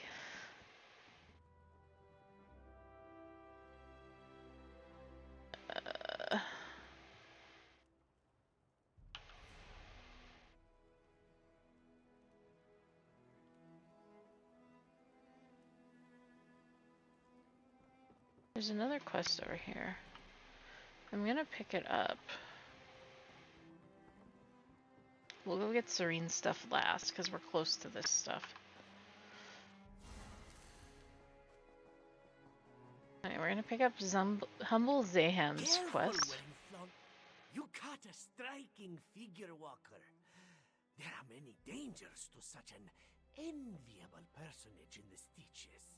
All of Elsweyr, in fact, if you cast the shadow long enough. Hear this one, and he will tell you how to grease the right pounds to pass unmolested. I make it that tempting of a target for a robbery? Just so, sleek one, just so. You walk tall, with the heavy footfalls that signify an abundance of pride and gold. Unless you wish to keep low and beneath notice, like Humble Zaham, there is a price to be paid, willingly or not. I can handle myself. Of course, Five Claw, of course! All the more reason to fear crossing the purring liar on the road. The thief god delights in stealing pride even more than riches. Better to make a friend of Rajin first by acquiring him an offering or three. Alright, what sort of offerings would appease Rajin? Start your pilgrimage here with the ledger from the Goiter's Gulp.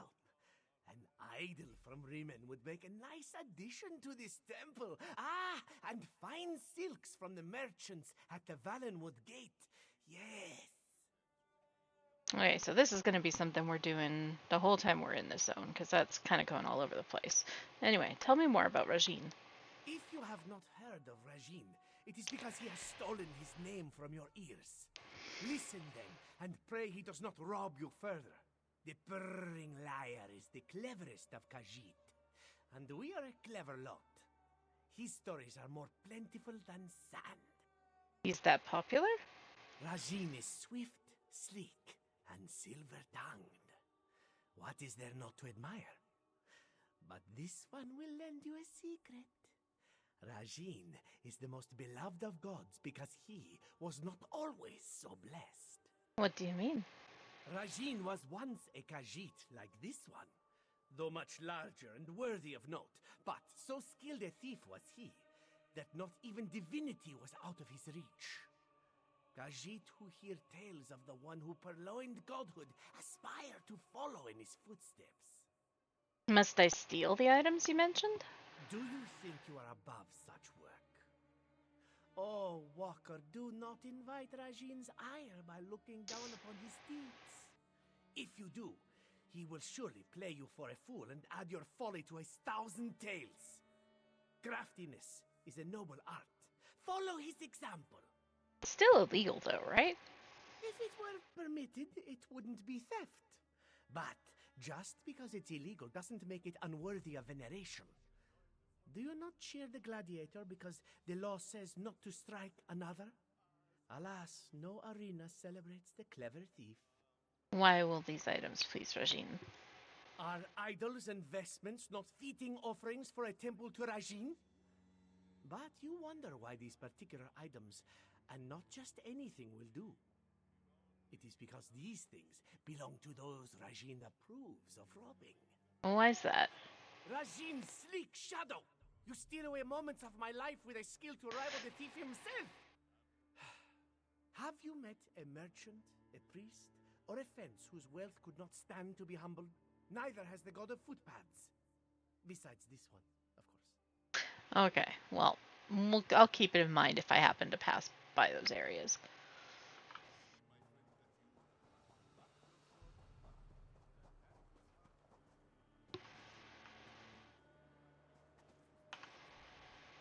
A beautiful day for a stroll in the sky, huh? As long as a dragon doesn't swoop out of the sky and eat you. That would certainly ruin an otherwise nice excursion.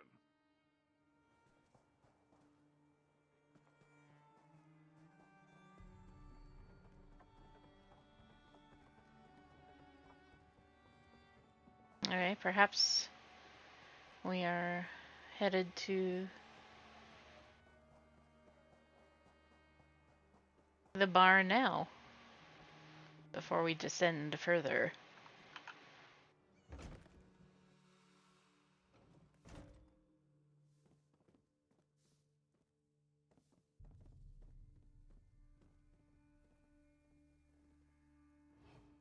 I am sneaky. Nobody's looking. I'll call the guards. Hold right there. Oh, hey.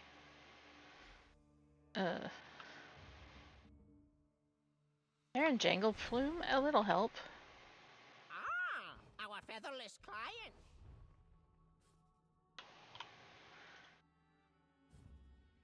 I think I need one of these, bud.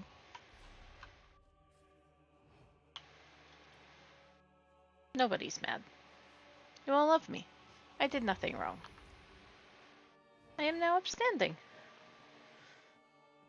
What in the world is that stew? Oh my. Bosky broom lover, you were sweeping. Julius? Unless you've come back bearing massage oils and nimble fingers, I am not really interested. What is this place? The Goiter's Gulp? The only thing vaguely resembling a tavern from here to Riverhold. My dear brother and I are the new management.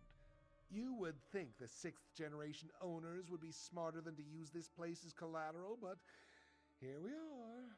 That seems harsh. I know. But this dump is the only thing he could cough up for the loan.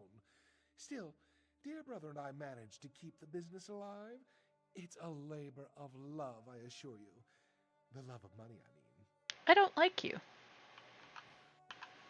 Something's upset my dear brother. I'll get to the very bottom of it later. Are they twins? I think they're twins. What do you do here? Stave off boredom for a start. Begging a few vagrants to fight for a limp purse is the closest thing one gets to the Colosseum around here. Though it is fun watching Brother Dearest try to squeeze more gold from this toad of a town. How does he do that? You mean you don't know? Oh, my brother and I will need to keep our eyes on you, amongst other things. We're entrepreneurs. We lend money, rent land, arrange deals, for increasingly immodest percentages. You know, you talk a lot. You're bad at being villains. Okay, well, let's go find Serene.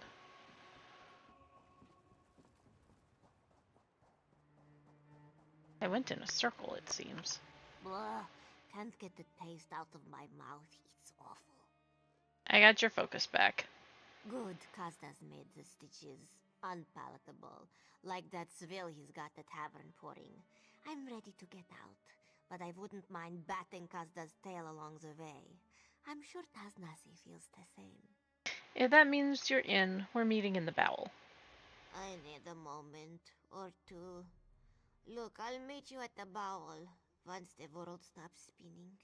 How do you know Taznazi? Look, you seem halfway decent, so don't stick your muzzle too far in, alright?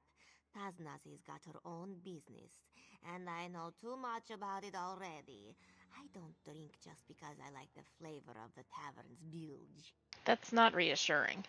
I'm hazy on the details. To be honest, I'm hazy on a lot of things these days. But I know Taznazi can't show her face in the stitches.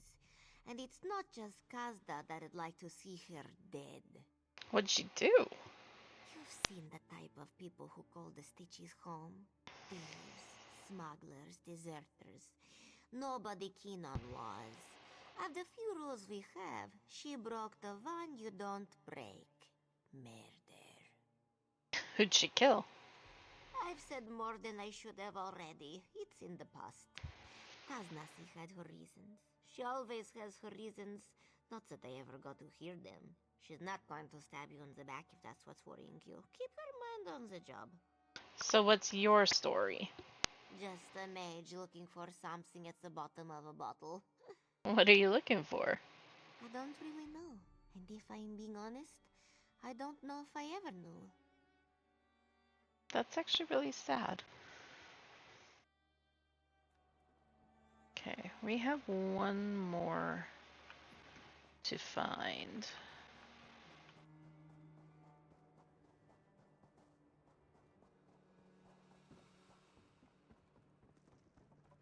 And he's pretty far below.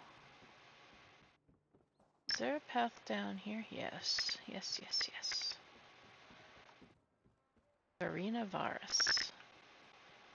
Don't have anything to say, Farina Varus.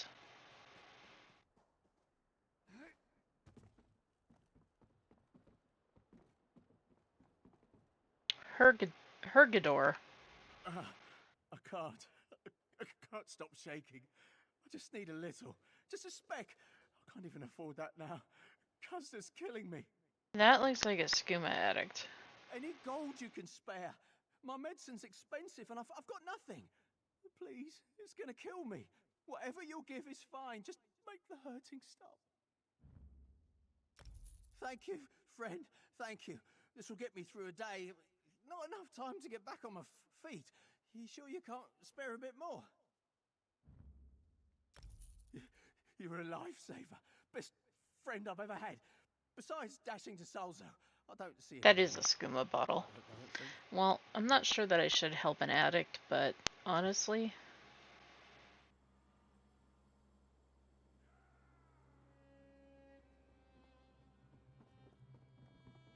I'm just gonna make this place better. If the place is better, maybe he can get clean.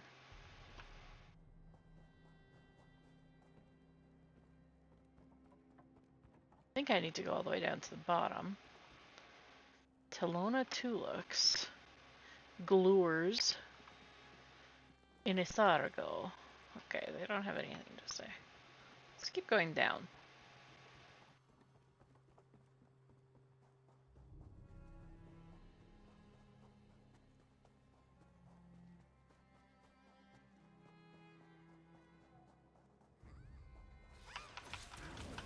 He's above? How the heck? Oh, the stitches are such a maze. Like, it's not that bad, but it's that bad. Okay, I need to go... like... a half level up? I don't know. Man. Okay, we'll try this again. We'll go... I'll get stuck on a rock, and we'll go this way. Surely. Surely we find.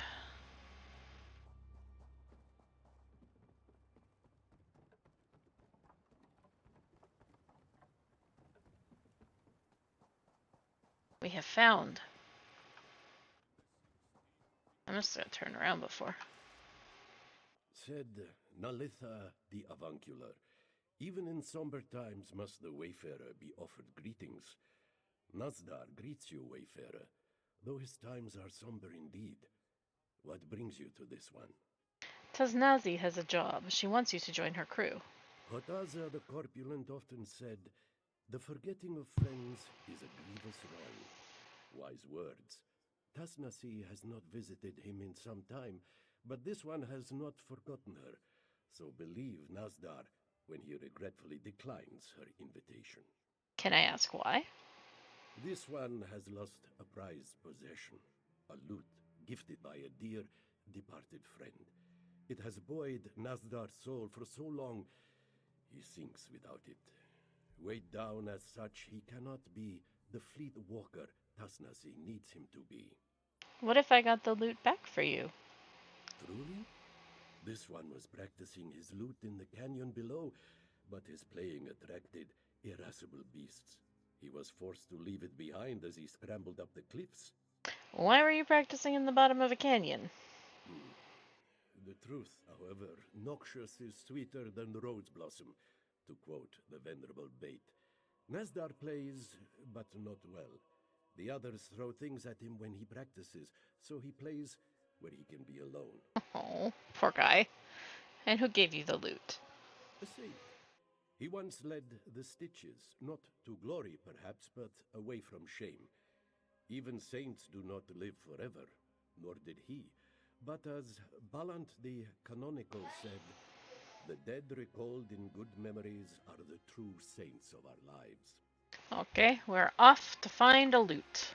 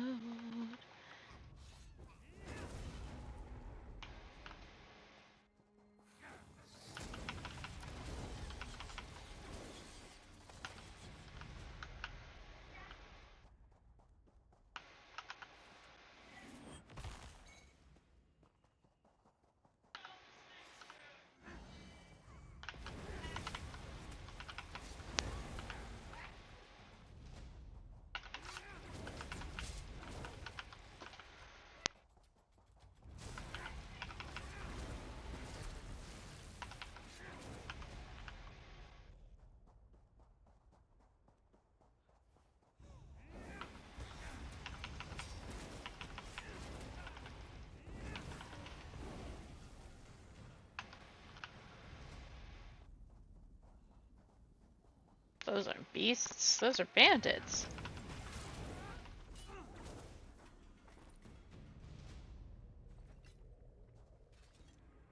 Okay, we've got a loot.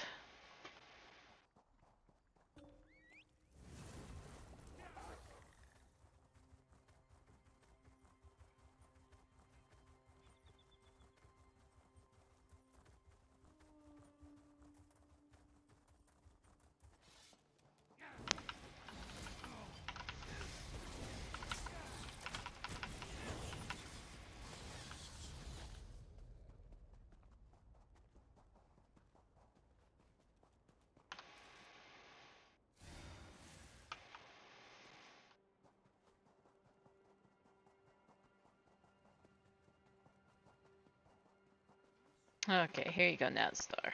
As Zubacha the Hermit said to Intasi after returning from his grand pilgrimage, "Hello.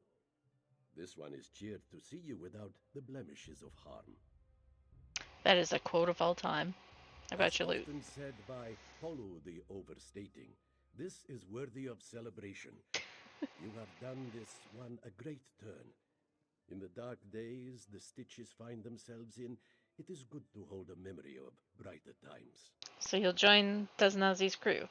Your kindness reminds Nazdar of the love dashing Dasalzo had for the Stitches in life. This one recalls many joys in the company of Tasnazi and the others. He would like to feel them again. Nazdar will go where Tasnazi bids. Tell me more about dashing Dasalzo. Life of decades cannot be reckoned in minutes, so the blind poet has taught us. But Nazdar will do his best. The Stitches was once like it is today, a refuse pit of the spirit, home of vice, self-interest, and the vain depravities of life. And Dasalzo changed all that? Dasalzo came to the gangs of the Stitches and showed them a common foe, Euraxia's armies. We harried them, stole from them, bled them dry, and we formed bonds.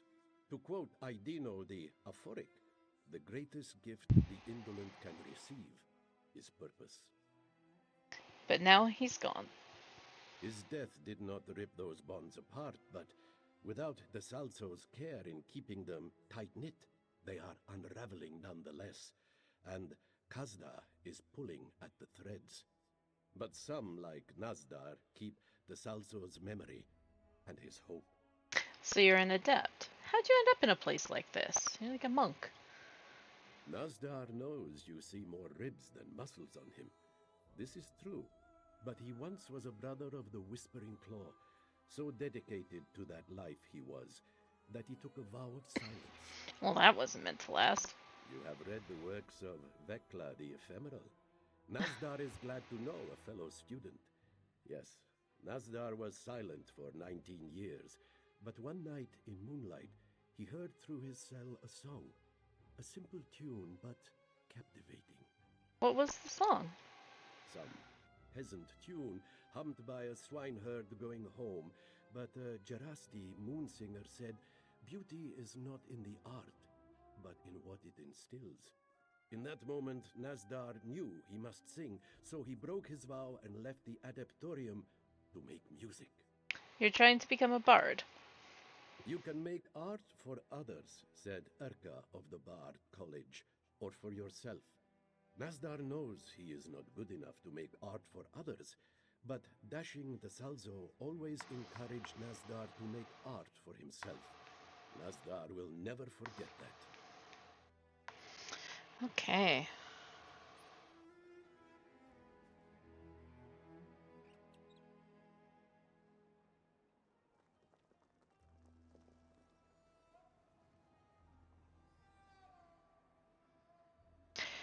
Okay, let's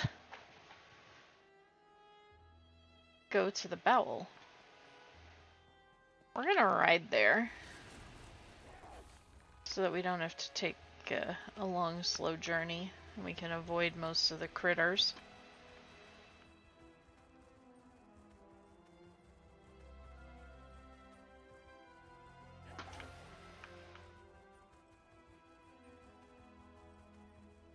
Hey, a chest. Wonder what's inside.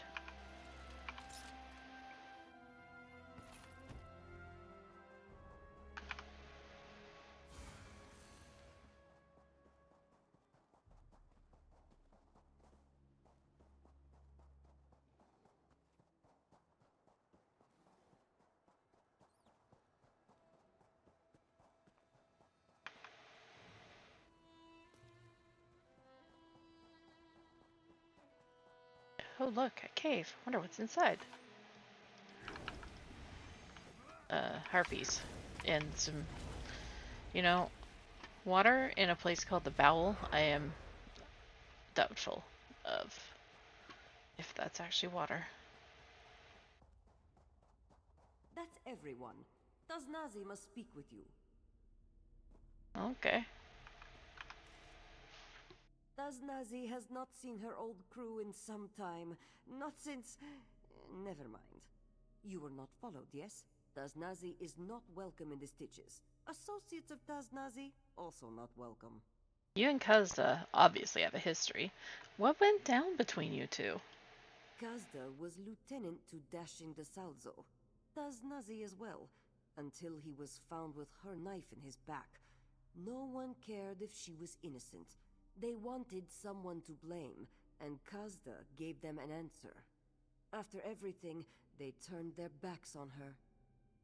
This is more than just a heist for you, from the sounds of it. It's not. No, you're right. Taznazi says she hates this place. She should hate this place. But the Stitches is her home, her family.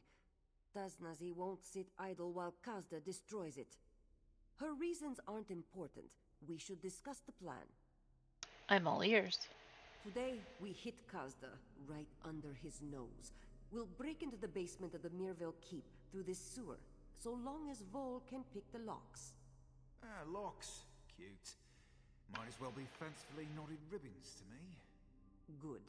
At the courtyard, we'll have sentries, but Serin's teleportation spell should let us pass unnoticed. Were you talking to me? We'll enter the palace through a second-floor storage room. Nazdar will scale the wall and drop a rope for us. As spake Urwa the Observant. I see. Taznazi and the newcomer will handle any trouble that comes our way. Let's get started. Teleporting. I should have eaten breakfast today, instead of drinking it. What's your part of the plan? Taznazi's route involves us crossing the courtyard. The safest way to cross it without being seen? Don't cross it.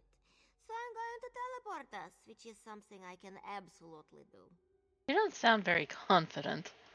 It's hard to do even when you're not hungover, even if you've had a complete education from the Mages Guild. I mean, I've done it before, couple of times, and it largely worked out fine.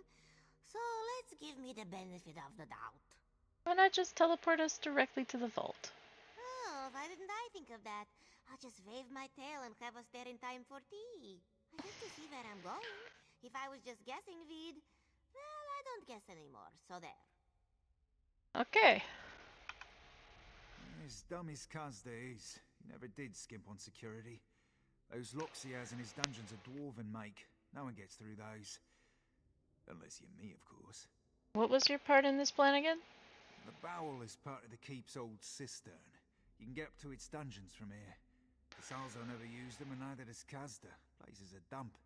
But Kazda's paranoid about his treasure, and the door's fitted with dwarven locks. Dwarven locks? Yep. Some scavenged dwarven artifacts cobbled together to make a lock that most saps couldn't crack. Kazda probably bought them off Jewbonny, and Jewbonny probably had them built by a particularly handsome and talented bossma. That's me, by the way. So you shouldn't have any trouble opening them. Right. But we don't know what may have moved into the dungeons after Kazda stopped paying attention, so I'll be counting on you to watch my back. To know the road you walk is a joy was recorded as the last words of Ofin Dentro. Our road is now known to us. It will be a joy to walk it. What's your part of the plan again? We need a way into the tower once we've crossed the courtyard. Nazdar will scale it and gain access. You are going to climb a tower?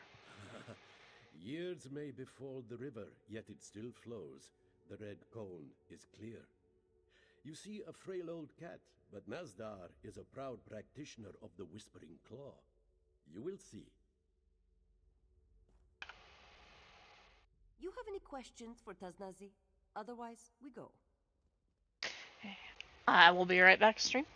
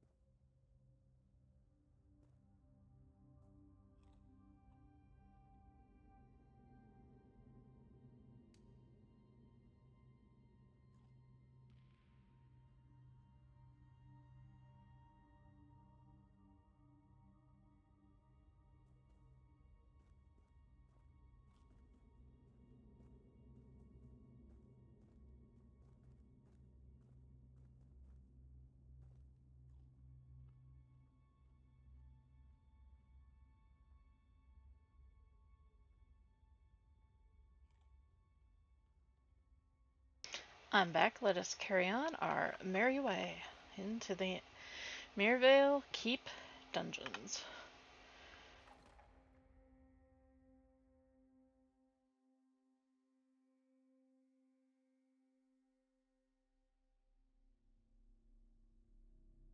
Once the kingdom of Mirvale. Nice to see you back at work, Bowl. Good to be working. You're less of a taskmaster than Jew Bunny. Now, let's find some more locks. Good luck, and work quickly.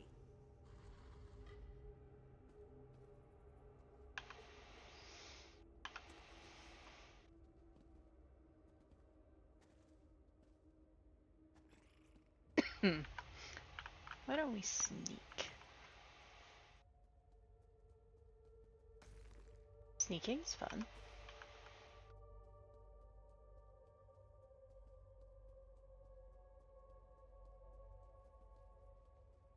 There's the lock. Watch my back, won't you?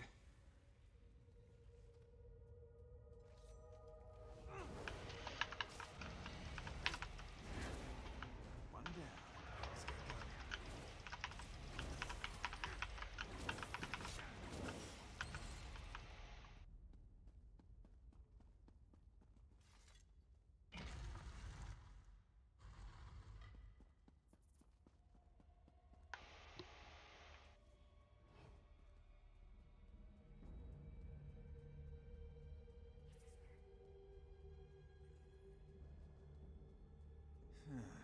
Might need an ebony pick for this one. You know the drill.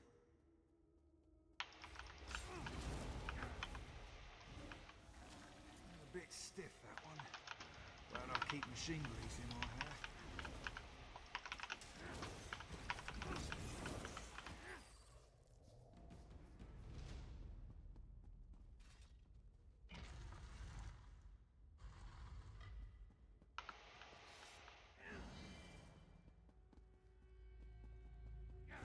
Has done some redecorating, I see. Not sure I like it. Keep the coast clear, won't you?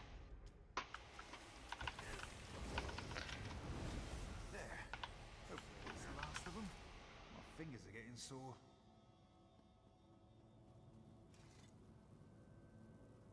Hey, that's our way to the courtyard.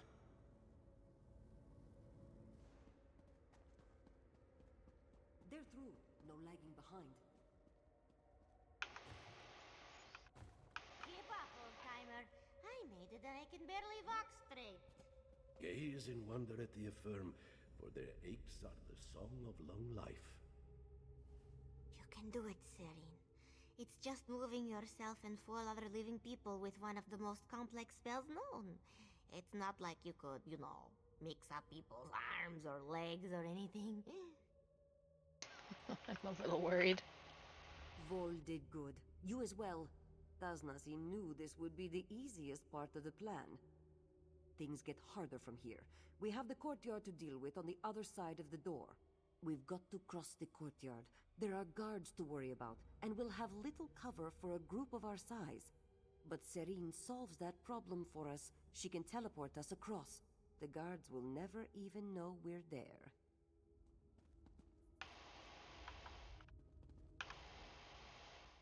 Do not fear a dark passage, for from them it's easiest to see light. Nasdar is happy to see the way to the courtyard is just ahead.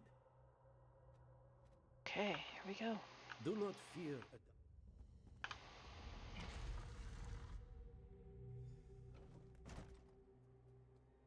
Serene, it's your turn. Everyone stand still. You're making me crazy. Just need to concentrate. Focus the power. Imagine the destination. Alright, here we go. What the... So far, so good. Now, Vol. You're sure? To quote the barkeep, you look sick.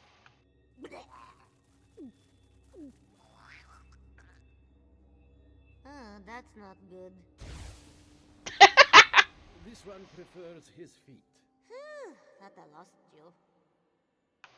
Bones, you're not hurt, are you? All your limbs in place? I think I'm fine. Nazdar's looking pretty good, actually. Now the not good. You and Nazdar didn't quite make it to where I intended, and it will be a while before I can cast something like that again. You'll have to make your own way here. What happened? How did we end up here? There is a basic rule of spellcraft. Do not attempt while drunk, or while recently drunk. Never been great with rules. I ended up losing control of the spell while attempting to teleport you and Nazdar. Sorry about that. So how do we regroup? Taznasi wants you and Nazdar to make your way to the base of the South Tower. That's where we're waiting. She also was very insistent. Avoid killing any of the guards. Okay, where are we in relation to the South Tower? Northwest? East-ish? You'll have to come through the courtyard, which means avoiding patrols. Don't get caught. Taznasi is going to be pretty upset if you kill anyone. Why shouldn't I kill any of the guards? She says it will raise alarms, but I know the truth. It's because Taznazi used to run with them. They were all part of Dashing Dasalso's crew back in the day. She tries to act like she doesn't care about them after they exiled her, but it's a lie. Okay. Are you ready? Nazdar. Are you ready? Nazdar advises patience. We can avoid the sentries if we are calm. Heed the tenets of the Whispering Claw, and no one will pay you any more mind than they would a lark's shadow. The words of Nazdar's master, the venerable Beludar. Are you alright after the failed teleportation? At his age, Nazdar's aches are like raindrops. Whether they come as a drizzle or a flood, they are too numerous to count. If something is missing, he has not noticed. Reassuring. Walk softly, Master Hendo taught me. If we get into trouble, be warned. I cannot help. My fists are weapons no longer.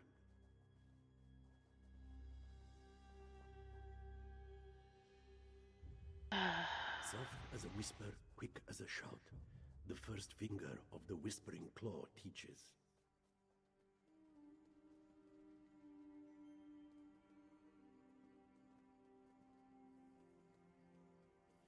As the second finger of the Whispering Claw says, shadows consume curiosity, time, and interest. Made it. You made it, both of you. Taznazi is glad. Sorry about that. When this is all done, I'll buy you a drink. Moon's mercy, Serene. When we're done here, I will smash every bottle of wine in Elsweyr. Not if I drink them first. Nazdar, you're our way into this tower. Ready? The ascent of the body is nothing compared to that of the soul. Saint Yosito spoke wisely.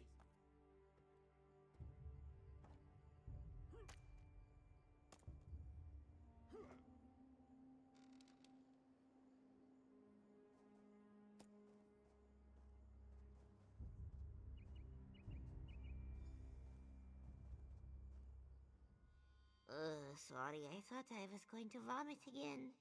First, Nazdar, did I miss something? Upstaged by a grey-maned grandpa. Next time I'll have to pick locks blindfolded and with my teeth. Taznazi admits she was not certain the old one still had it in him. You should have seen Nazdar before age caught his tail. We should get inside before anyone notices our presence. Solid. Your knees shouldn't make that noise, right? They should make no noise, Vol. Nazdar did well to get us inside, but it looks like this strain was more than he could handle. He needs rest, which means Taznazi needs to change her plans. What's changing? Vol is the closest thing we have to a healer. He might be able to get Nazdar moving again, but he needs time, which means he won't be able to pick the locks on Kazda's vaults. Taznazi wants you and Serene to get the vault keys. What about you? This one has other business in the palace. When she's done with it, she will meet you at the entrance to the vault, on the lower floors. I think I deserve to know what you'll be doing while we get the keys. Taznazi has always said she was innocent of the Salzo's death, and she knows in her heart that Kazda was behind it. She must have proof, not to show the stitches, but to quiet her own soul. She needs that more than her share of the gold. Alright then, let's get to it. Take care getting the keys. The thugs in this palace are Kazda's most loyal, and just as vicious and cruel as he. Expect no mercy, and give none. Serene will help keep things quiet in case fighting breaks out. Are you going to be alright on your own? Yes. Taznazi has gotten used to being on her own ever since the Salzo died. She knows this place like the back of her paw. She'll be fine. What about Nazdar and Vol? Nazdar has to stay behind. He's in no condition to creep through the palace right now. Hopefully Vol can get him back on his feet in time for an expedient departure. As long as they stay back in this old storeroom, they should be fine. I thought you were against killing any guards. That was different. Many of the keep's guards were close to the Salzo. They follow Kazda only because they must. The lapdogs in this palace are loyal to Kazda alone. That's enough to justify killing them? The ones who are closest to Kazda do not show loyalty because they are virtuous, but because he allows them to indulge their worst impulses. I am not telling you to punish them, only that they won't be missed by anyone in the stitches. Okay, makes sense.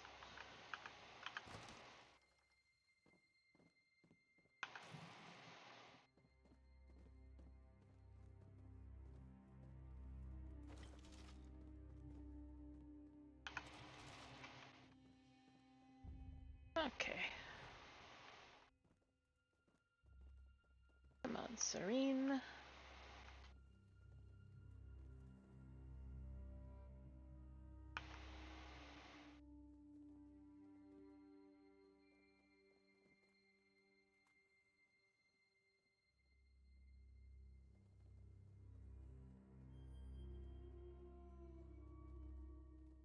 There, huh?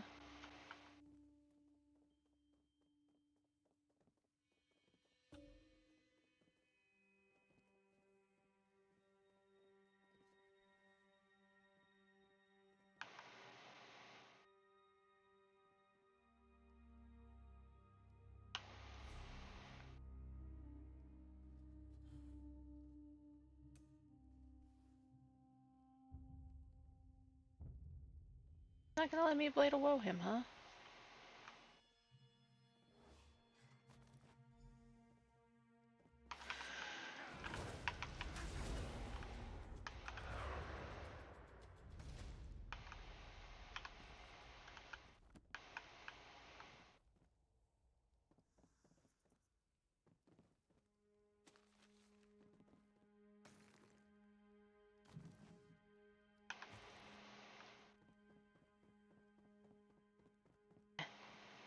We don't need to be subtle.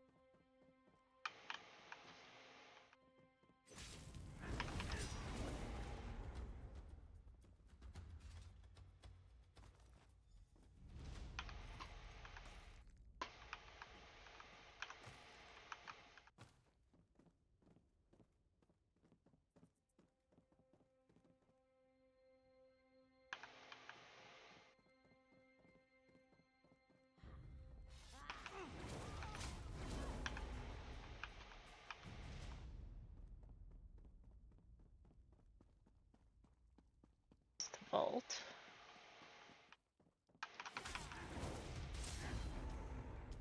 And that's the last vault key.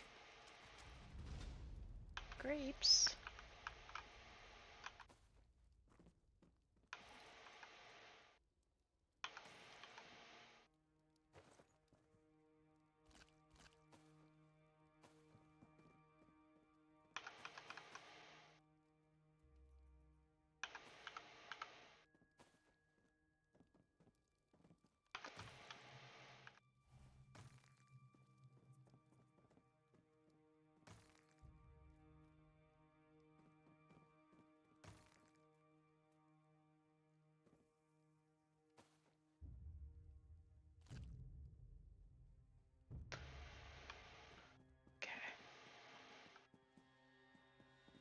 There you are.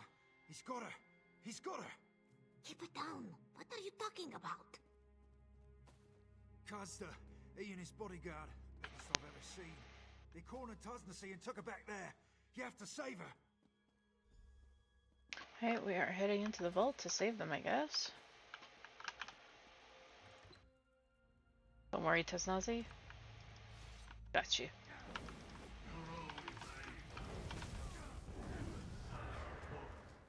So focused on the future that you'll never put me back behind. By June, Tasnazi will claw your eye.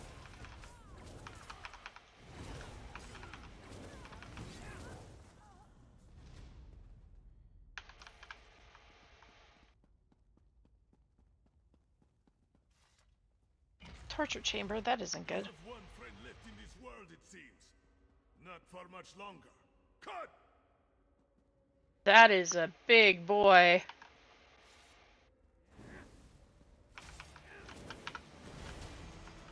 He's a minotaur.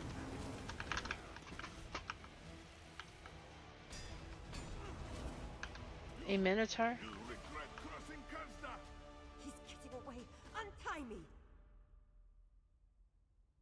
After him. Minotaur named Cud.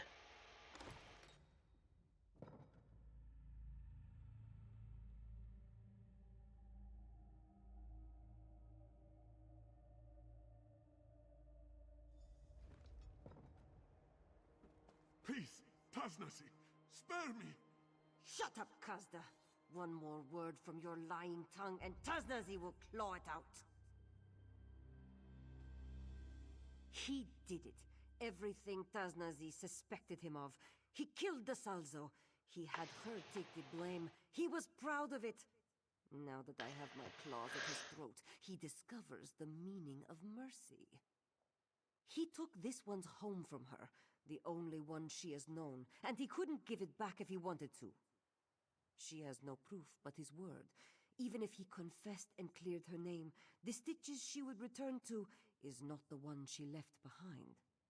What are you going to do with him then? One joy is left to Tasnazi, to kill Kazda. Then she leaves this all behind her for good. Don't do this, Tasnazi. If you kill him, there is no coming back. The Stitches is still your home. The Salzo is dead. Everyone Tasnazi has ever known turned their back on her. The Stitches are in shambles. Why would this one ever want to return to such a place? Part of you still cares about it. Your crew sees it. I see it. It's not too late to fix things. You are right. Tasnazi has tried to forget, tried to move on. Not a night goes by that she doesn't dream of times past. She knows what must be done. Tasnazi will make this one face the justice of the Stitches. Wait for her at the tavern in town. I'll meet you there. Tasnazi will only make this offer once. Confess to the Stitches for all you have done, and she will not try out your torture devices for herself. Tasnasi, you win! Get up. All the Stitches will hear the truth from your lips before the day is done.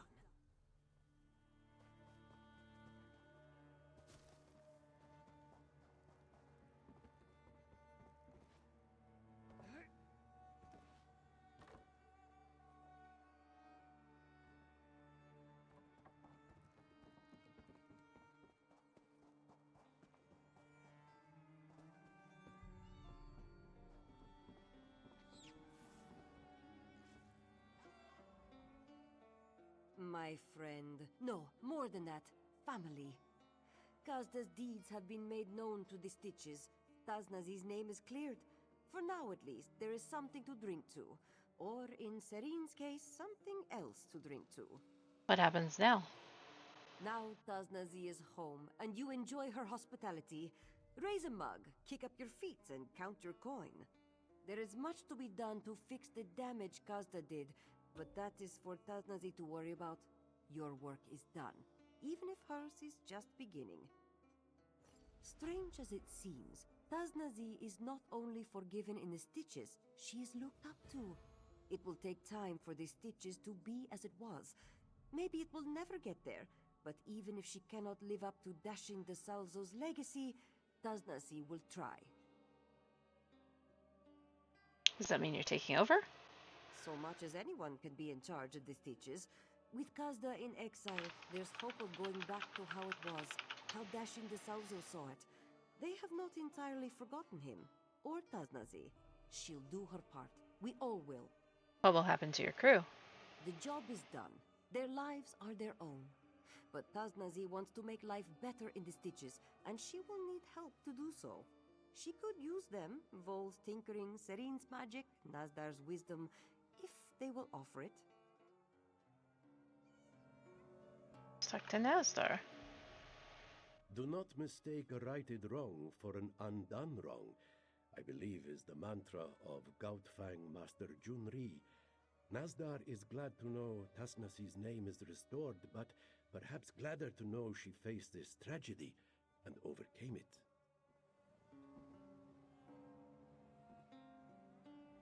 Well, we didn't get into the vault. Normally I'd call the job a wash, but it seems like Tasnasi owns the vault now, so I guess you could say the job was a success. Funny how things work out. How many of those Averno brothers are there? It's like a couple more every time I look over. I swear they are multiplying.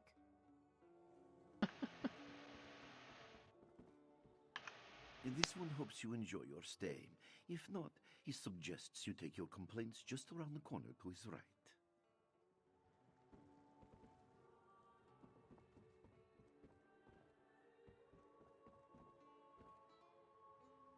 Okay, well, while we're here, let's steal that ledger.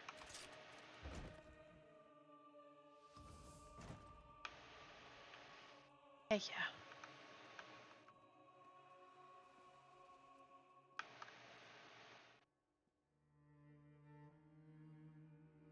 Oh, there's a lockbox here too. I might go for both.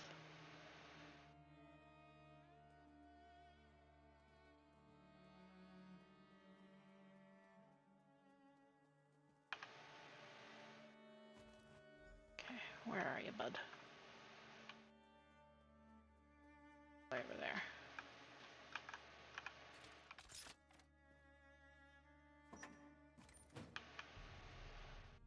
We're just gonna leave now. Easy peasy. And now we really need to get back to Abner Tharn.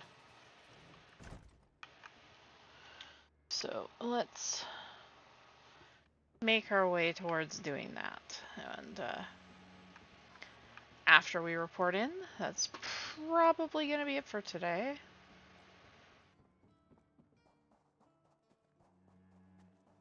Okay, let's mount up. We'll take the Way Shrine, because we're actually pretty far from Riverhold, and that is where he wants to meet up, so.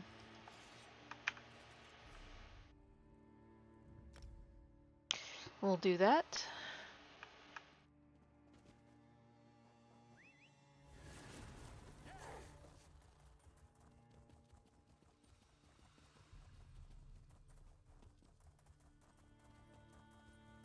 Okay. Hey, that's Cadwell. Ah, there you are. Spare a moment for a chit-chat? Okay. If we've had this conversation already, then I wanted to thank you for the useful advice. But if I haven't seen you since our talk at that mysterious gravestone, which seems much more likely, then I could really use your help. I just got back, Cadwell. Tell me what's wrong. Did I mention the dreams? Visions, really? They come and go without warning, like seeing through someone else's eyes. Quite disconcerting in an interesting sort of way. Anyway, my trusty shovel and I, we searched that entire grave, and it was gone. Gone? What was gone?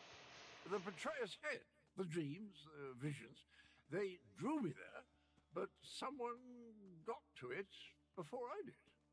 I have the strangest sensation in the pit of my tummy. It could be the cobweb porridge I had for breakfast, or something bad is about to happen. You think the betrayer's head has something to do with the dragons? Well, that's sort of like leaping from the cliffs of failure without a rope, or at least without tying the end off first. I can't tell you how many times I've made that mistake. Oh, Abner wants to see you. He's in the town hall with the cat general. I'll go find Abner Tharn.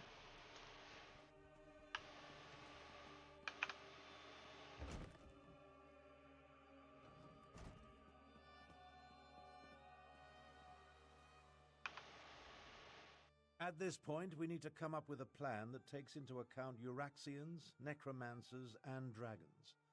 I proposed a few options, but Goreshri wasn't sold on any of them. Tell me, what of Chimera and the source of the undead? Chimera and I killed the necromancers in the mountain, but Euraxia has an army of them. You paint a troubling picture, my friend. Still, we need to celebrate every victory we achieve. I fear such triumphs will be few and far between. Do you have anything else to report? I spoke to the dragon Melemnir. He said that Euraxia was their puppet. He told us to leave Elsweyr.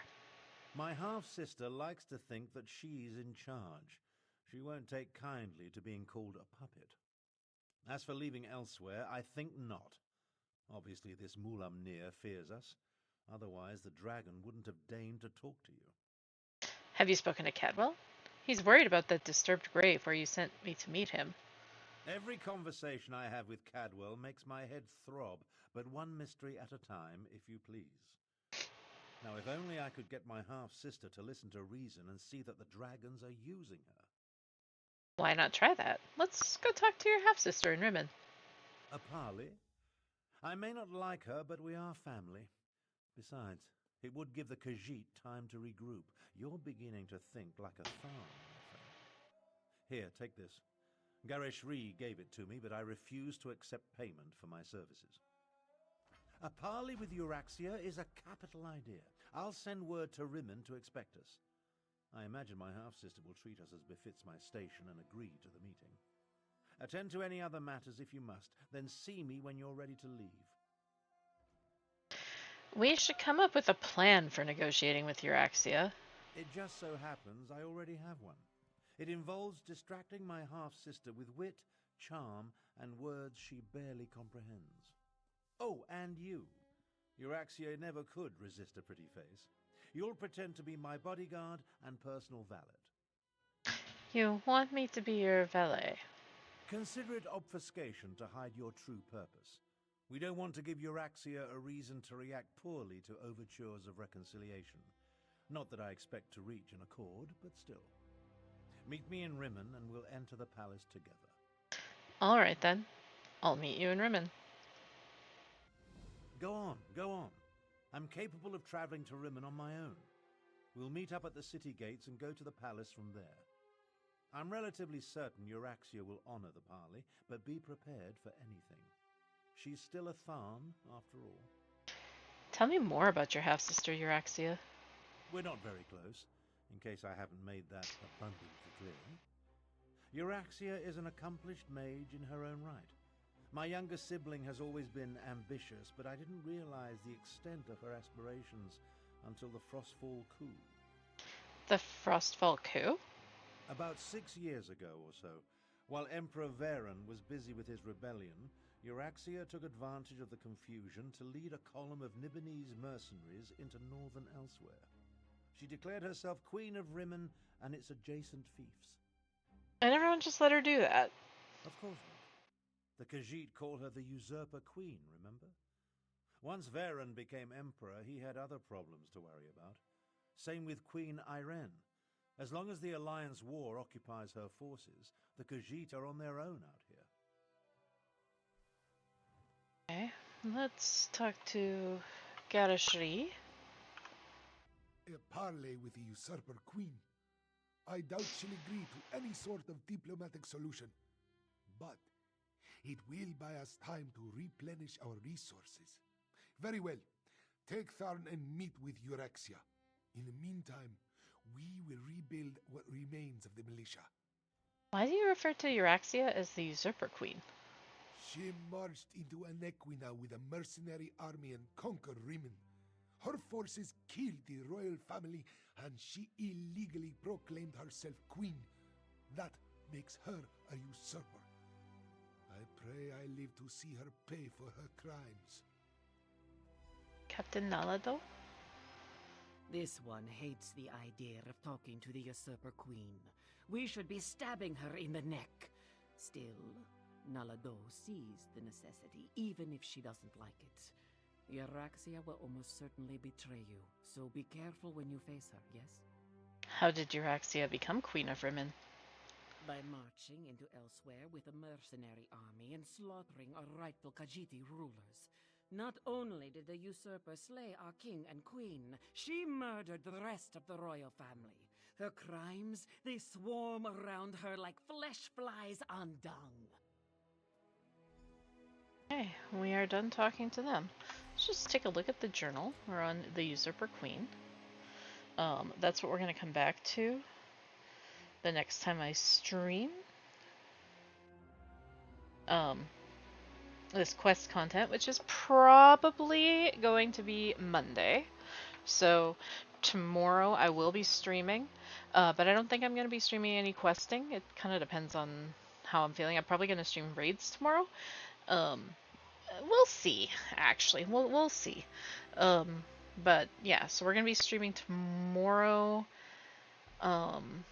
Depending on how I'm feeling, we might start at 8. We might start a little bit earlier if I feel like doing some other content on stream before a raid. Raid is Ocean Cage hard mode into Trifecta. My group has been progging for a while. We have almost cleared the second boss. We got within 10%, so we're just about there and ready to be, like, we should be clearing the hard mode fairly soon, I think. So that's coming. And then Sunday I will also be streaming raid content.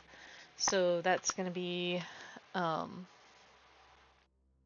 again, starting at 8, we'll be doing Ocean Cage hard mode first, and then my Halls of Fabrication Score Push core. So that is also coming in the near future. This stream, I'm going to post it to YouTube probably tonight, but it might not get fully edited till tomorrow. I do suggest you follow my YouTube channel. I will link you in 1 second.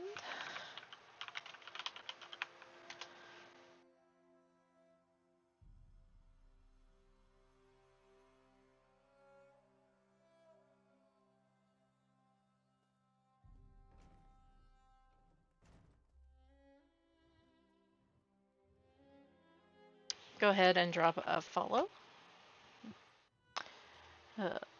I would really appreciate it. I'm trying to put more content on there and work on my editing capabilities as I do so. So that's all coming in the future.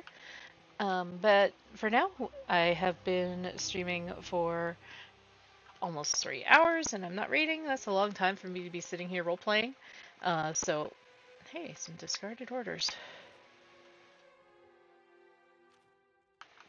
And we're gonna... How come I can't sit in any of these chairs, man? I want to sit.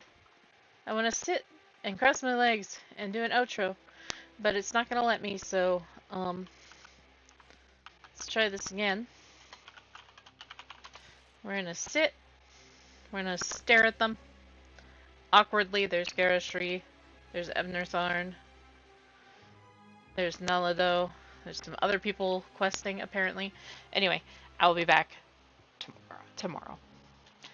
Like I said, an earlier stream if I'm feeling up to it and wanting to stream other content. Otherwise, for sure, I will be streaming Raid at 8 p.m. Eastern.